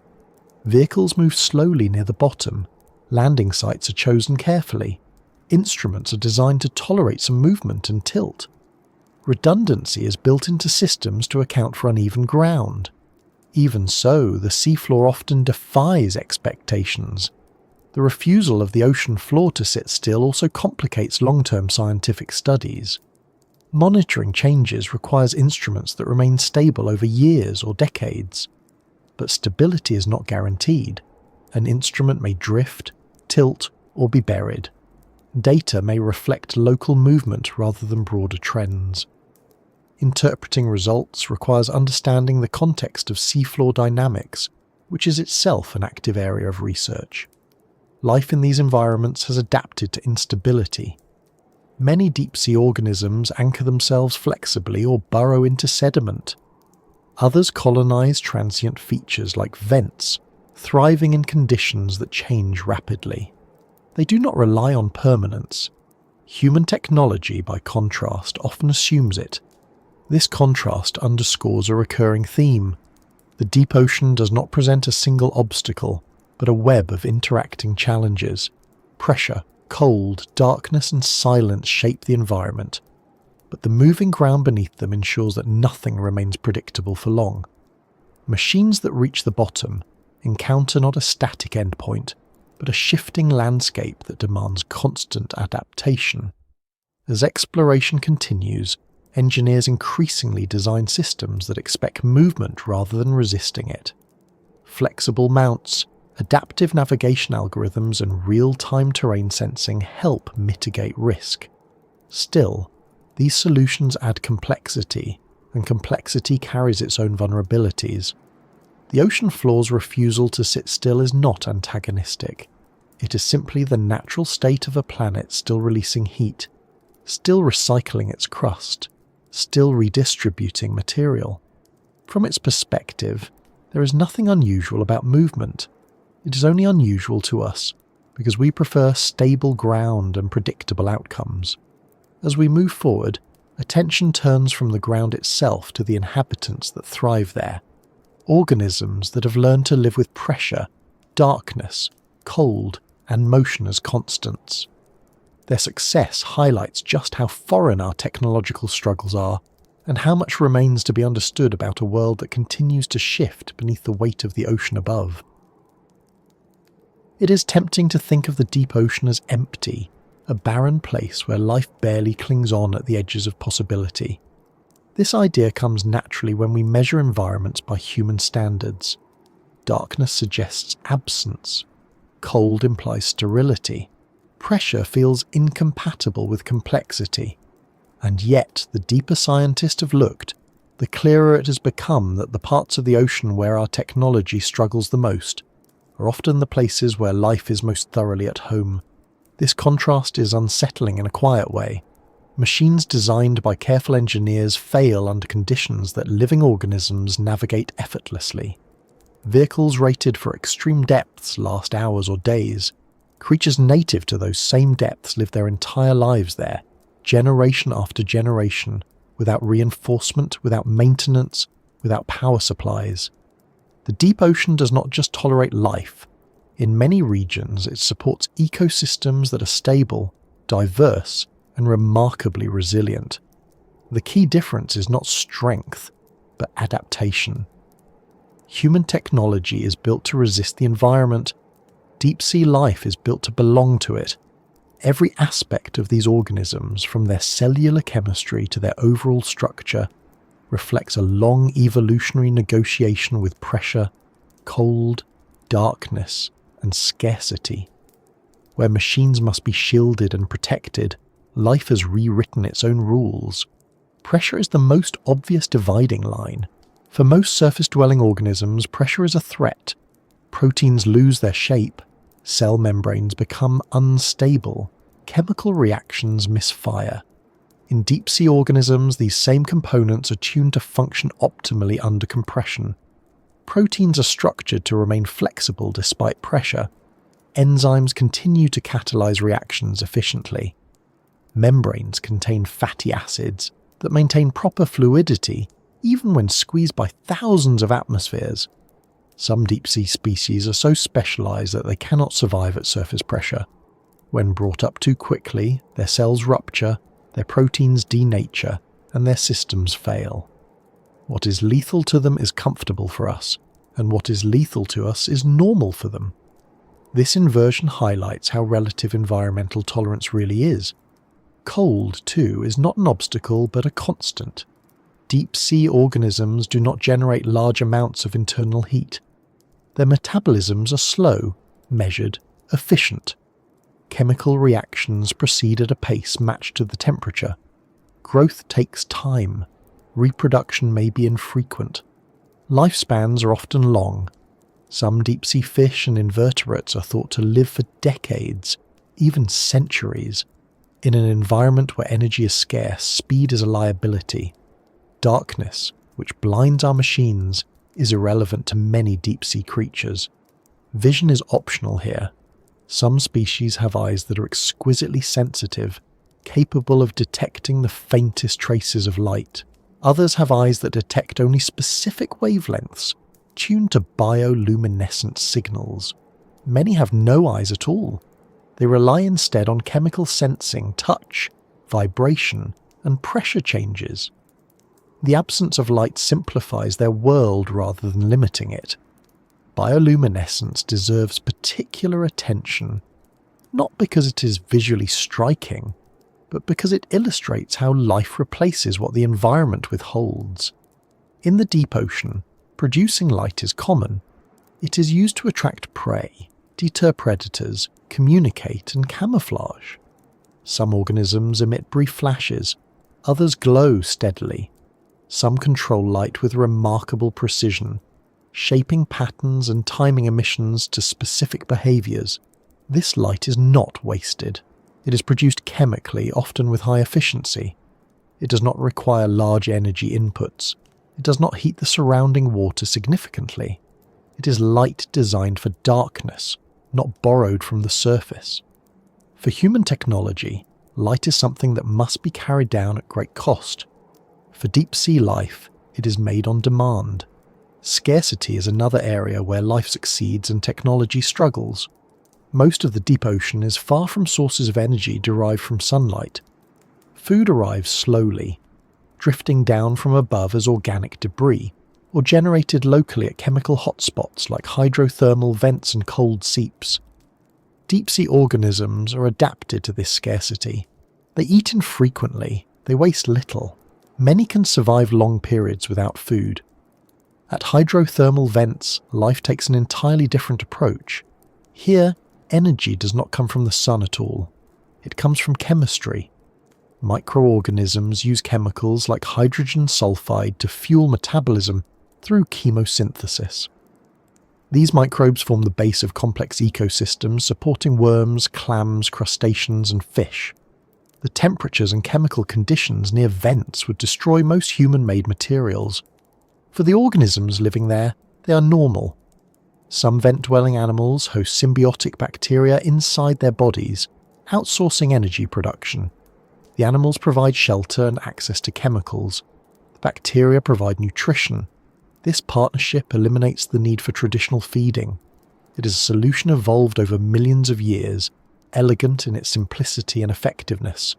Human technology, by contrast, must carry fuel, manage waste, and regulate temperature, all while resisting corrosion and pressure. Movement in the deep ocean is another area of contrast. Machines rely on motors, propellers, and control systems that consume power and degrade over time. Deep-sea organisms move only when necessary.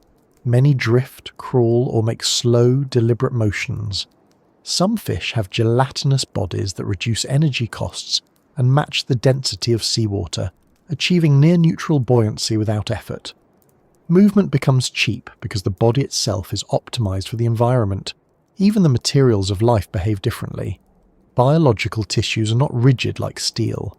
They are flexible, adaptive, and capable of repairing damage. A small tear heals. A broken structure regrows. When pressure deforms tissue slightly, it rebounds. There are no sharp corners to concentrate stress, no brittle joints to crack. Life uses softness as a strategy. This softness is not weakness. It is resilience. Many deep-sea creatures have bodies that would collapse under their own weight at the surface, but at depth, they are perfectly supported by the surrounding pressure. Their structure relies on the environment rather than fighting it. Human machines, built to function independently of their surroundings, rarely take advantage of this possibility. Communication among deep-sea organisms also sidesteps challenges that plague technology. Chemical signals travel slowly but reliably. Vibrations propagate through water efficiently. Bioluminescent flashes cut through darkness without needing infrastructure. There is no need for long-range, high-bandwidth communication. Local information is enough.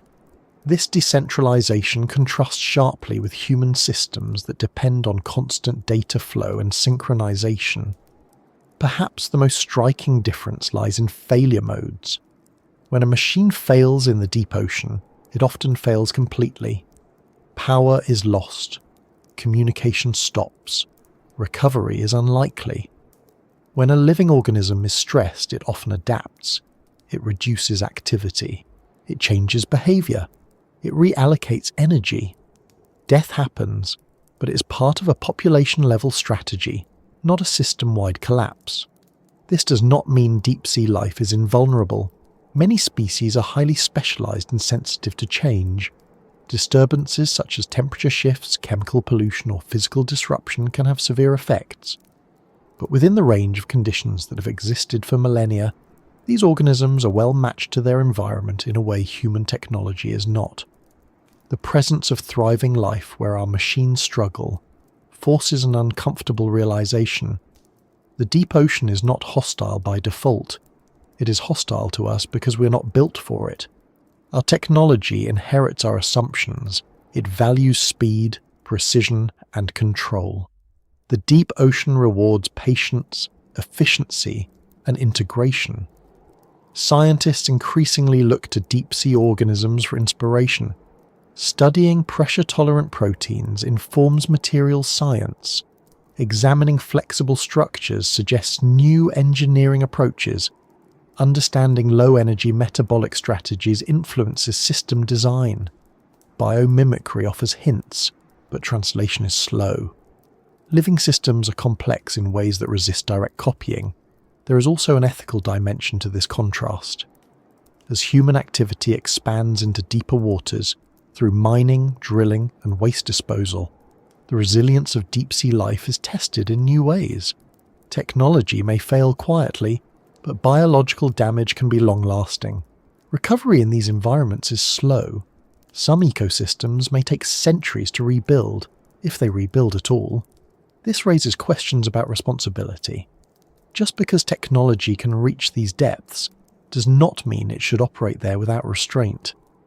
The fact that life thrives where our machines struggle is not a challenge to overcome, but a reminder to proceed carefully.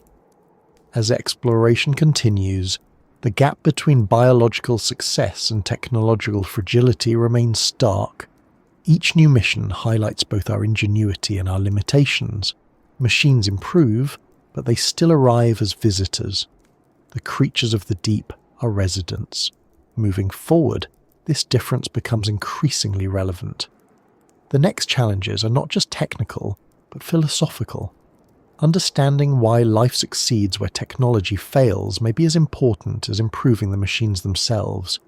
It reframes the deep ocean not as an enemy to conquer, but as a system to learn from, one that has been refining its solutions far longer than we have been building ours.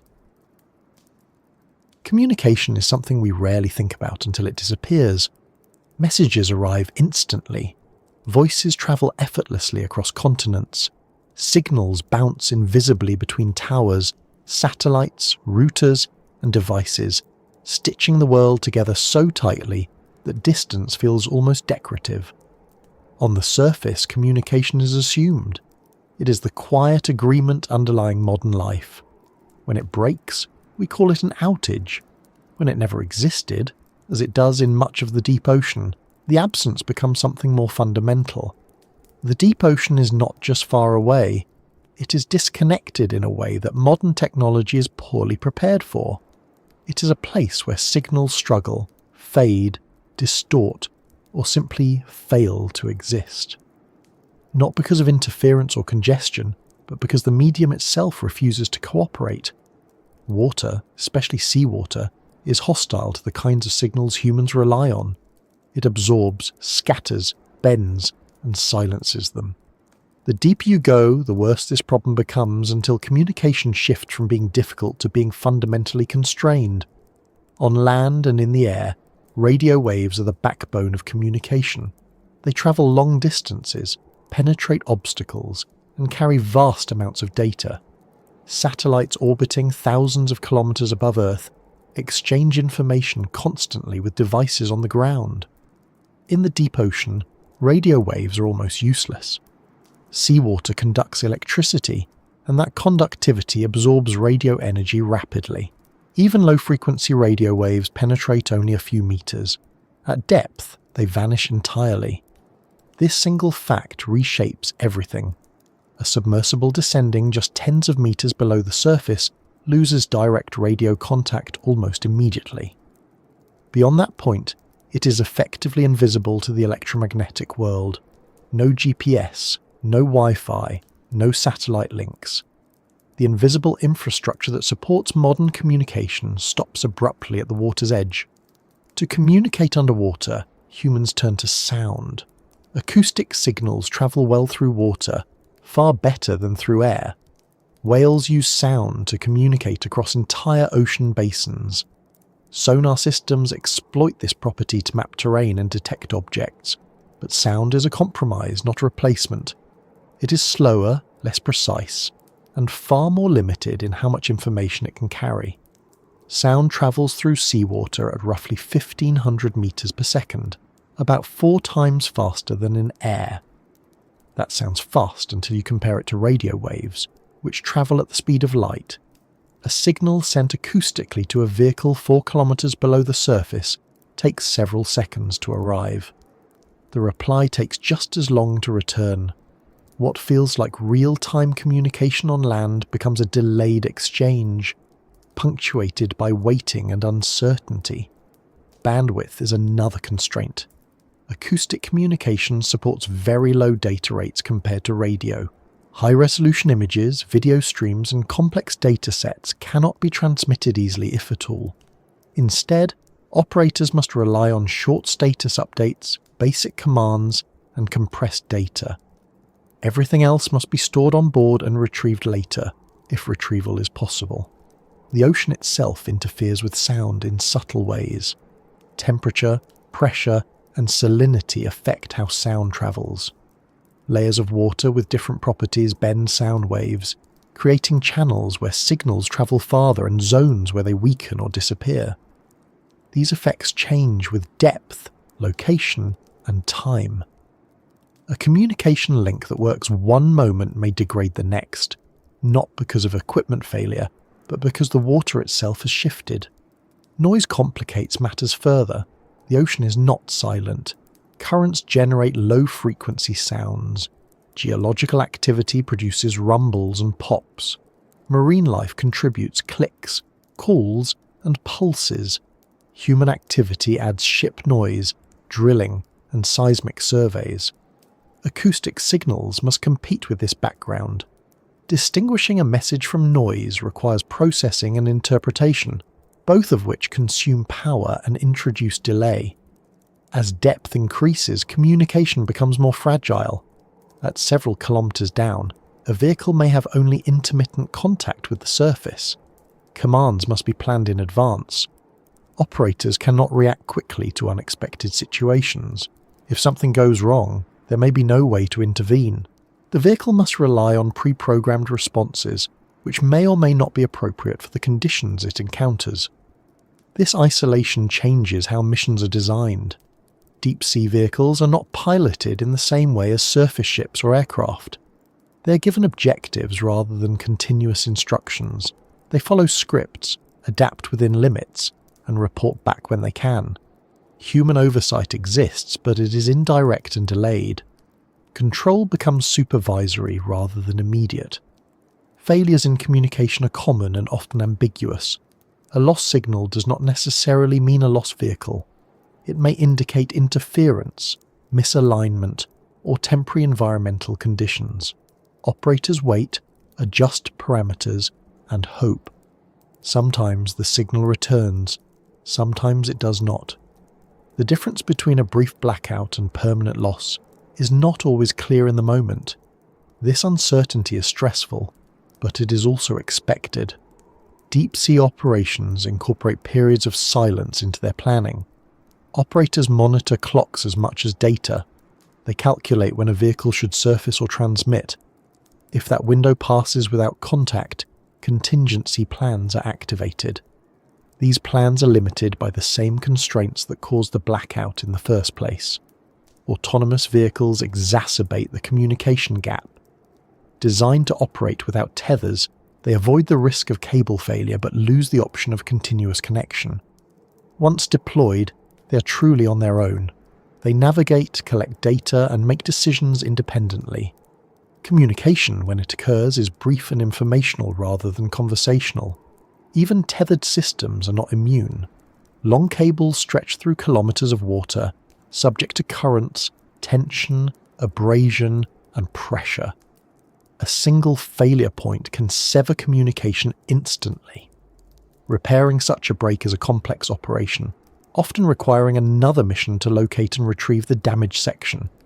During that time, the vehicle remains unreachable. The absence of communication also limits situational awareness. On land, operators rely on streams of data to understand what a machine is doing and why. In the deep ocean, data arrives slowly and incompletely. Operators must infer conditions from limited signals. They develop intuition, recognizing patterns in sparse information. This skill is valuable, but it is not foolproof. Mapping and localization suffer as well. Without GPS, underwater vehicles must estimate their position using inertial navigation systems, acoustic beacons, or dead reckoning.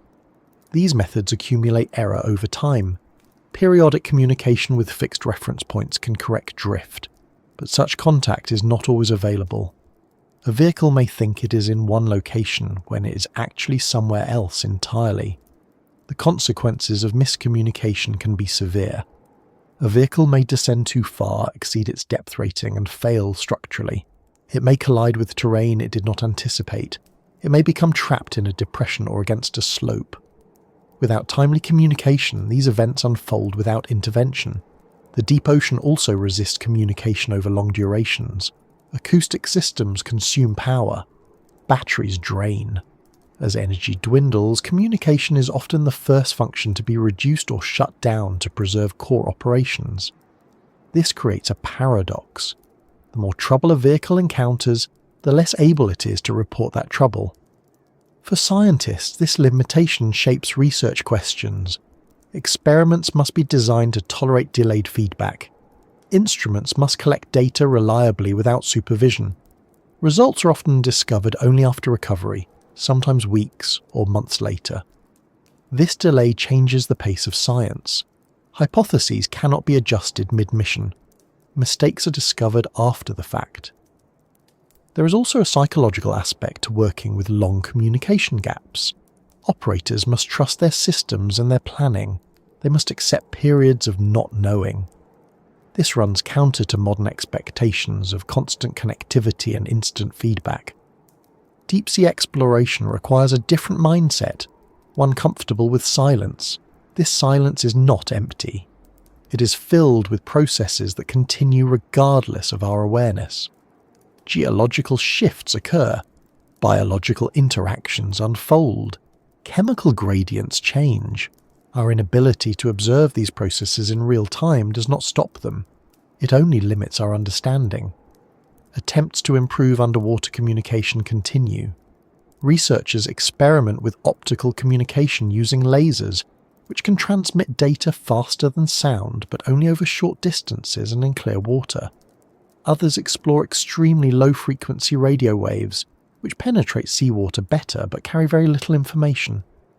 Hybrid systems combine methods, switching between them as conditions allow.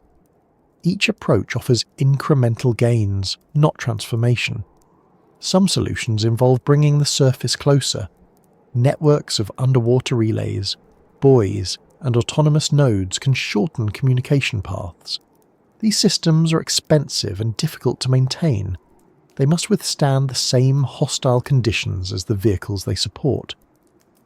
Their presence also alters the environment, raising new questions about impact and sustainability. Despite these efforts, the deep ocean remains a place where communication is scarce by design. The physics of water impose limits that cannot be engineered away entirely. Signals will always be slower. Bandwidth will always be constrained. Blackouts will always occur. This reality reinforces a broader pattern. The deep ocean does not prevent exploration outright. It reshapes it. It demands approaches that accept delay, uncertainty, and partial information. It favors systems that are robust rather than responsive, autonomous rather than controlled. As we move deeper, communication becomes less a tool and more a luxury. Silence is no longer an anomaly to be fixed, but a condition to be managed. Machines that operate successfully in this world do so not because they maintain constant contact, but because they are prepared to act without it. And as with so many challenges in the deep ocean, life offers a quiet counterexample. Deep-sea organisms do not depend on long-range, high-bandwidth communication. They exchange information locally, chemically, mechanically, or through brief flashes of light. They operate without global awareness, responding to immediate conditions rather than distant signals. In this sense, the communication blackouts that defeat our technology are not failures of connection, but reminders of assumption. We assume that information must flow continuously, that control must be immediate, that awareness must be complete. The deep ocean operates under different rules. As exploration continues, adapting to these rules becomes essential. The question shifts from how to eliminate silence to how to work within it. Because in a world without signals, success depends not on constant conversation, but on preparation, resilience, and the ability to continue functioning when no answer comes back. There are places on Earth that feel expensive to visit, even before money enters the conversation. Deserts demand water, polar regions demand insulation, high mountains demand oxygen. The deep ocean demands all of these things, and then adds conditions that have no equivalent on land. When people talk about the cost of deep ocean exploration, they often mean budgets, grants, ships, and equipment. Those numbers are large, but they are only the surface expression of a deeper truth. The real cost comes from trying to exist, even briefly, in an environment that does not accommodate us in any way. The deep ocean does not welcome visitors. It does not offer stable footing, breathable air, or tolerable pressure. It does not allow easy communication or rapid escape. Every second spent there requires continuous effort just to maintain existence. This is fundamentally different from most other extreme environments. In space, once a spacecraft is pressurized and thermally controlled, the surrounding vacuum becomes almost irrelevant. On land, even in harsh climates, gravity, pressure, and chemistry remain familiar. In the deep ocean, the environment is always actively working against you. This resistance translates directly into cost, not because the ocean charges a fee, but because everything required to counteract its conditions must be carried, engineered, tested, and maintained. Nothing can be borrowed from the surroundings. There is no ambient energy to tap. There is no margin for improvisation. The price is paid in preparation long before a vehicle ever touches water. Consider the ship. Deep-sea exploration begins not with a submersible, but with a surface vessel capable of carrying it. These ships are not ordinary boats. They must be stable enough to deploy heavy equipment in open ocean conditions. They must carry cranes, winches, power systems, laboratories and crews for weeks or months at a time. Operating such a vessel costs tens of thousands of dollars per day, even before accounting for fuel, maintenance, and personnel. Weather delays add unpredictability. A single storm can cancel or postpone carefully planned operations, wasting time and resources without ever reaching depth. Then there is the vehicle itself. Whether crewed or autonomous, a deep-sea submersible is among the most complex machines humans build. Pressure hulls require specialized materials and precision manufacturing. Every component must be rated for depth, temperature, and corrosion. Redundancy is not optional. Critical systems are duplicated or triplicated because failure is not easily recoverable. This increases weight, complexity, and cost, but it is unavoidable. Testing adds another layer. Before a vehicle ever goes to sea, it must be tested in pressure chambers, cold environments, and simulated missions. These facilities are rare and expensive to operate. Tests must be repeated because conditions vary with depth, duration, and mission profile. Even then, testing cannot replicate the full complexity of the real environment. Unknowns remain, and those unknowns carry risk. Personnel costs are often overlooked but significant. Deep-sea exploration requires highly specialized expertise. Engineers, pilots, scientists, technicians, and support staff must all be trained to operate in this niche field. Their knowledge accumulates slowly, often through experience gained over years. When a mission fails, it is not just equipment that is lost, but the opportunity to apply that expertise productively. Time itself becomes a cost. Deep-sea missions move slowly by necessity. Descent and ascent can take hours. Data collection is deliberate. Recovery operations are cautious. Compared to satellite observations or surface surveys, progress feels glacial. This slow pace limits how much can be accomplished in a given expedition, increasing the number of missions required to answer scientific questions. Each mission adds cost. Risk amplifies all of this. Insurance premiums for vessels and equipment are high. Contingency planning consumes resources. Backup systems are built and carried, often never used but always necessary. The possibility of total loss must be accepted as part of the equation. When a vehicle is lost, the financial impact can be devastating for a program, sometimes ending it entirely. This financial burden shapes priorities. Only certain questions are deemed worth the expense. Exploration becomes selective. Large areas of the deep ocean remain unvisited not because they are uninteresting, but because visiting them cannot be justified under current funding models. Knowledge advances unevenly, guided as much by economics as by curiosity. The cost is not only financial. There is an environmental cost to visiting the deep ocean. Deploying heavy equipment disturbs sediment. Lights and noise disrupt ecosystems adapted to darkness and quiet. Instruments left behind may alter local conditions. Even well-intentioned scientific missions have impacts that must be weighed against their benefits. As interest grows in deep-sea mining, energy extraction, and waste disposal, these costs take on new significance. Commercial operations promise efficiency and profit, but they operate under the same constraints as scientific missions. The deep ocean does not become cheaper or easier because the goal is economic rather than academic. If anything, the scale of activity increases the risk of damage. Maintenance is another hidden cost. Deep-sea equipment degrades quickly, salt water corrodes, pressure stresses materials, cold affects seals and electronics.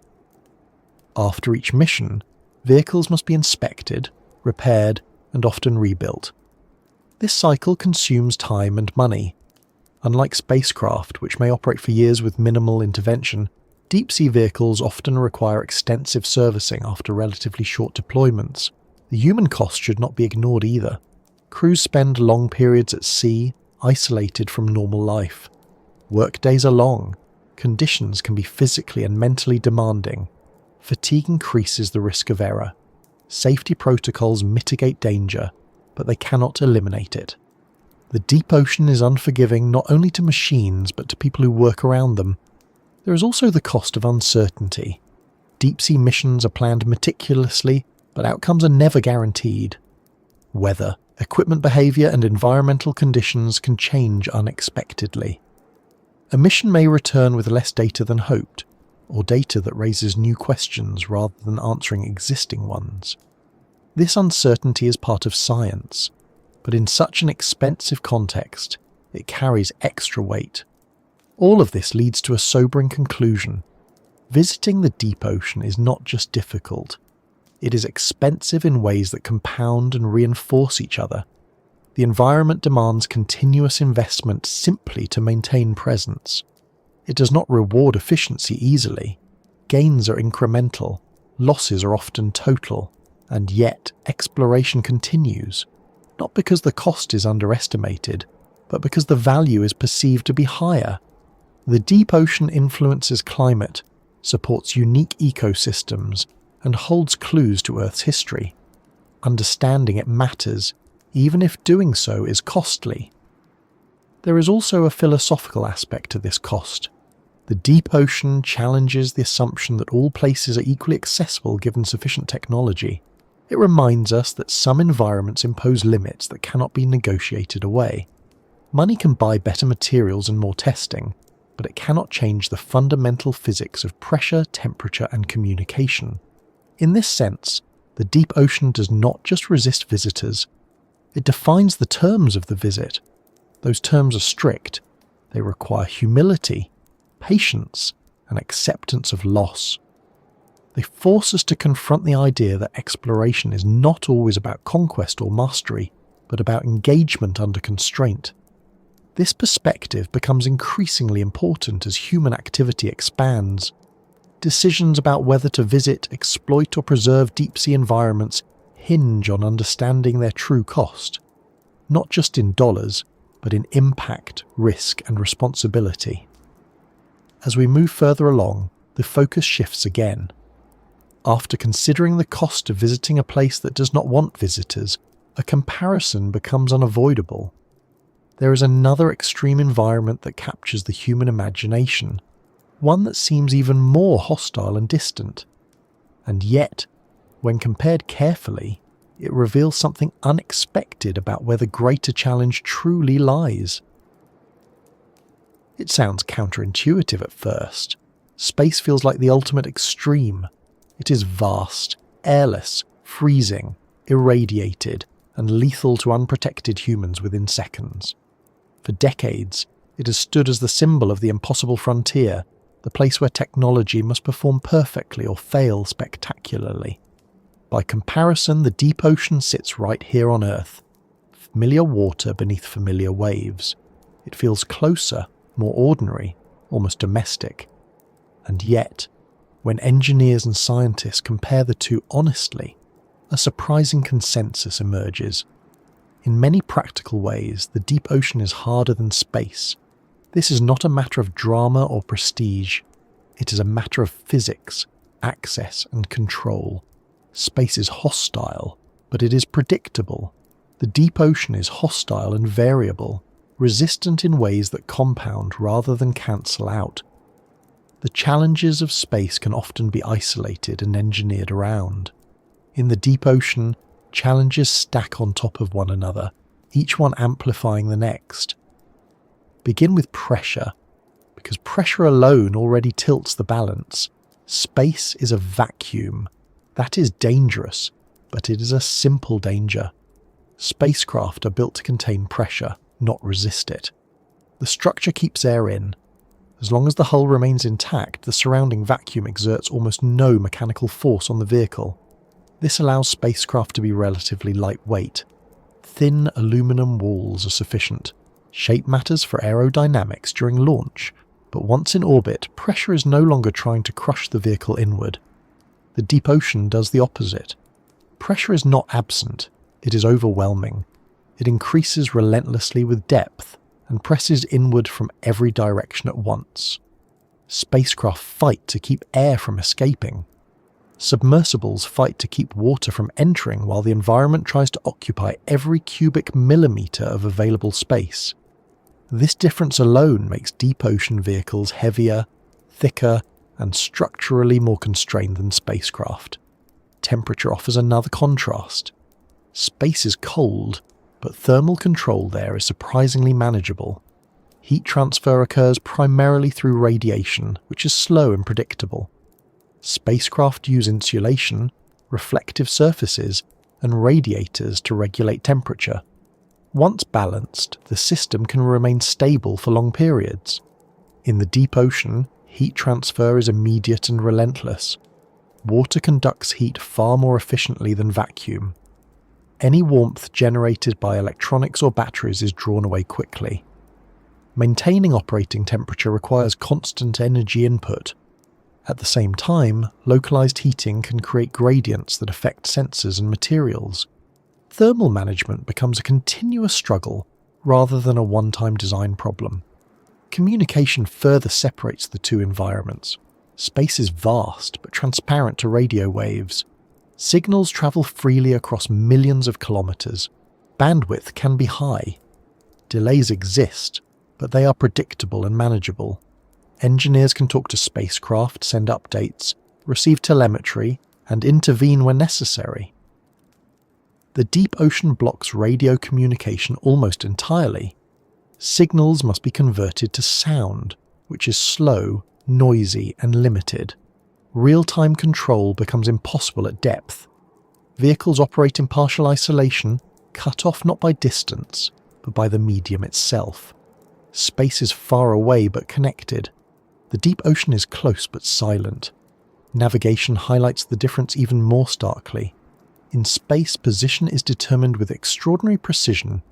GPS satellites, star trackers, inertial systems, and ground-based observations combine to locate spacecraft accurately. Even deep space probes can determine their position relative to stars and known bodies. Underwater, GPS is useless. Star trackers see nothing. Navigation relies on inertial systems that drift over time, acoustic beacons that may not be present, and maps that may be outdated or incomplete. A spacecraft knows where it is. A deep-sea vehicle often knows only approximately, and that uncertainty grows the longer it operates. Accessibility also matters. Reaching space is expensive and difficult, but once there, the environment is relatively uniform. Low Earth orbit behaves much the same everywhere. The deep ocean varies dramatically from place to place. Depth changes, terrain shifts, currents flow unpredictably, chemical conditions differ. A system that works in one region may fail in another only a few hundred kilometers away. Space missions benefit from visibility. Satellites can be tracked, orbits can be predicted, problems can be observed as they develop. In the deep ocean, failures often occur unseen. A vehicle disappears, and only later does analysis attempt to reconstruct why. There is little opportunity for rescue or repair. Recovery further separates the two. Spacecraft in low Earth orbit can sometimes be serviced. Astronauts perform spacewalks. Components are replaced. Entire vehicles are returned to Earth. Even when recovery is impossible, telemetry often provides a detailed account of what went wrong. In the deep ocean, recovery is rare and expensive. If a vehicle is lost at depth, it is usually lost permanently. Data stored on board vanishes with it. Lessons must be inferred without direct evidence. This increases the cost of failure and discourages experimentation. The operating timeline differs as well. Space missions are often designed for years or decades of operation. Satellites circle Earth continuously. Probes travel vast distances, transmitting data along the way. The deep ocean resists long-term presence. Equipment degrades quickly. Corrosion, pressure cycling, and biological growth shorten lifespans. Long-term observatories exist, but they are difficult to maintain and limited in scope. There is also the issue of logistics. Space missions are rare but concentrated. Launch windows are planned years in advance. Once launched, the mission proceeds largely as designed. Deep ocean exploration requires repeated ship deployments, each subject to weather, crew availability, and mechanical readiness. A single expedition may involve dozens of coordinated systems, any one of which can delay or cancel operations. From a human perspective, the contrast is striking. Astronauts operate in space with extensive training and support, but they are often in constant communication with Earth. Their environment is controlled and monitored continuously. Deep-sea pilots, when present at all, descend into darkness with limited visibility and delayed contact. Even remotely operated vehicles leave their operators waiting, watching sparse data trickle in, knowing intervention is limited.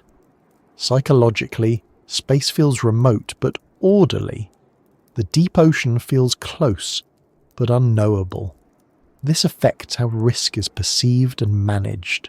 Space missions embrace complexity with confidence born of predictability. Deep-sea missions embrace caution because unpredictability dominates. This is not to diminish the difficulty of space exploration. Space is unforgiving in its own ways. Radiation damages electronics. Micrometeoroids pose constant threats. Launch failures are catastrophic. But these challenges are well characterized. Engineers know what they are up against. The deep ocean still holds surprises. New geological features are discovered. Unexpected biological communities appear. Chemical processes behave in unfamiliar ways. Each discovery adds to knowledge, but also introduces new variables. Designing for a moving target is harder than designing for a static one. Perhaps the most telling comparison lies in how much of each environment we have explored. Humans have mapped the surface of the moon in exquisite detail. We have sent probes to every planet in the solar system. We have landed on asteroids and comets. Meanwhile, large portions of Earth's ocean floor remain unmapped at high resolution. Some regions have never been visited directly. The planet beneath our own oceans remains less understood than the surfaces of distant worlds. This is not because we care less about the ocean. It is because the ocean is harder to reach, harder to observe, and harder to stay in. Space allows us to look outward. The deep ocean forces us to push inward against a medium that resists every step. There is an irony here. The deep ocean is essential to Earth's climate, chemistry, and biology. It shapes weather patterns, stores heat and carbon, and supports ecosystems that influence the entire planet. Understanding it is not optional if we wish to understand Earth itself, and yet it remains one of the most difficult places to study. As technology advances, the gap narrows slowly. Better materials, improved autonomy, and new sensing techniques make deeper and longer missions possible. But the fundamental comparison remains. Space is empty, cold, and distant, but it is transparent and predictable. The deep ocean is dense, dark, and close, but it is opaque, dynamic, and uncooperative. This realization reframes exploration. It challenges the idea that distance alone defines difficulty. Sometimes the hardest places are not the ones farthest away, but the ones that refuse to let us operate on our own terms. And as we approach the final stretch of this journey, the question shifts again. After considering pressure, darkness, cost, motion, silence, and comparison, a deeper issue emerges. Even with all our technology, even with careful planning and growing experience, the deepest parts of the ocean still remain partially closed to us. What remains hidden there is not just a matter of depth, but of understanding. There is a tendency, especially in a technological age, to assume that what remains unknown is simply waiting its turn. That given enough time, enough funding, enough refinement of tools, the blank spaces will fill themselves in. Maps will become complete. Processes will be understood. Mysteries will be reduced to explanations. The deep ocean resists this assumption in a quiet but persistent way. Not by hiding deliberately, not by presenting insurmountable walls, but by remaining just out of reach of certainty, even as knowledge accumulates. The abyss does not keep its secrets because we have not tried hard enough. It keeps them because the conditions that define it also limit how knowledge can be gathered. Every observation is partial, every measurement is constrained, every visit is brief relative to the timescales at work. What we know comes from fragments stitched together across years, sometimes decades, and even then, the picture remains incomplete. One of the most basic things the abyss keeps from us is continuity. We do not watch deep ocean processes unfold from beginning to end in the way we do on land. We infer, we sample, we reconstruct. A sediment core tells a story, but only in slices. A chemical gradient hints at activity, but not its full cycle. A brief camera feed captures a moment, not a narrative. Events that unfold over months or years are glimpsed only at isolated points. This lack of continuity shapes understanding in subtle ways. On land, when something changes, we notice. Rivers flood, forests burn, glaciers retreat. In the deep ocean, change often happens unseen. A vent system may shift its chemistry. A biological community may expand or collapse. A slope may creep toward failure. By the time instruments record the result, the process that caused it is already over. Time itself behaves differently here, not physically, but perceptually. Because access is limited, observations are compressed. Years may pass between visits to the same location. Instruments deployed for long durations provide valuable data, but even they offer narrow windows into vast systems. The abyss operates continuously. Our awareness arrives intermittently. Scale compounds this problem. The deep ocean is immense. Trenches stretch for thousands of kilometers. Abyssal plains cover more area than continents. No mission, no matter how well equipped, can observe more than a tiny fraction of this space directly. Knowledge must be extrapolated, patterns inferred from sparse data points. Sometimes those inferences hold, sometimes they do not. This uncertainty extends to life itself. New species are discovered regularly in the deep ocean, often in places thought to be well studied. These discoveries suggest not just gaps in cataloguing, but gaps in understanding how life is distributed and connected. How many species remain undocumented is unknown. How they interact across distances is largely speculative. Food webs are inferred from chemical signatures and occasional observation, not continuous tracking. Even familiar concepts become unstable in the abyss. Ecosystems on land are often defined by clear boundaries. Forest gives way to grassland. River meets sea. In the deep ocean, boundaries blur. Chemical gradients overlap. Biological communities intermix. Vent ecosystems influence surrounding areas in ways that are still being unravelled. The absence of light removes one of the primary organising principles of surface life, replacing it with subtler drivers that are harder to detect. Geology, too, remains partially obscured. We know the broad outlines of plate tectonics and seafloor spreading. We understand where plates meet and move. But the fine-scale processes, the small fractures, fluid movements, and chemical exchanges that occur deep within the crust beneath the ocean are difficult to observe directly. Instruments placed on the seafloor capture some of this activity, but much happens beyond their reach. Earthquakes beneath the ocean are often detected indirectly. Their effects propagate upward, recorded by distant sensors. But the immediate response of the seafloor, the way sediment shifts and structures deform, is rarely witnessed. Models fill the gap, but models are simplifications. The abyss keeps the details. There is also the question of extremes. The deepest trenches represent conditions found nowhere else on Earth. Pressure, temperature, and chemistry combine in unique ways. Life there may operate on principles not seen elsewhere, but access to these depths is rare. Only a handful of vehicles have ever reached them. Fewer still have conducted repeated studies. What happens there over time remains largely unknown. Chemical processes in the abyss are another area of partial understanding. The deep ocean plays a crucial role in global cycles of carbon, nitrogen, and other elements. It acts as a reservoir, a sink, and a transformer. But the rates and pathways of these processes are not fully mapped. Small changes in deep ocean chemistry can have long-term effects on climate and surface ecosystems, yet detecting those changes requires sustained observation that is difficult to achieve. The abyss also keeps from us the full impact of our own actions. Human activity now reaches even the deepest parts of the ocean, whether intentionally or not. Pollutants have been detected in trenches. Microplastics settle in sediments.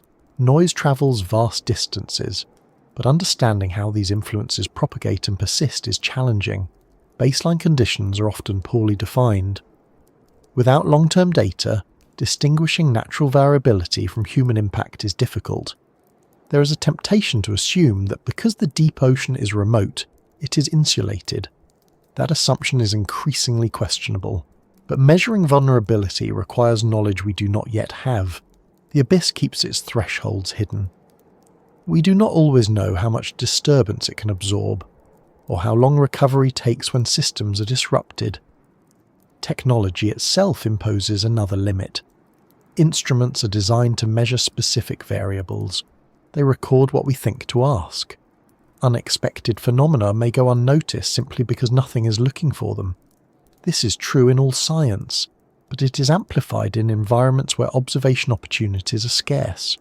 The abyss may be full of processes we have not imagined, not because they are extraordinary, but because our tools are tuned to different questions.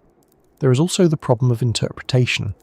Data from the deep ocean often lacks context. A temperature anomaly, a chemical spike, a biological observation may be meaningful, but without surrounding information, its significance is unclear. Correlation is not causation, and in the abyss, correlations are often all we have. Human perception plays a role here as well. We are surface creatures. Our intuitions are shaped by gravity, light, and air.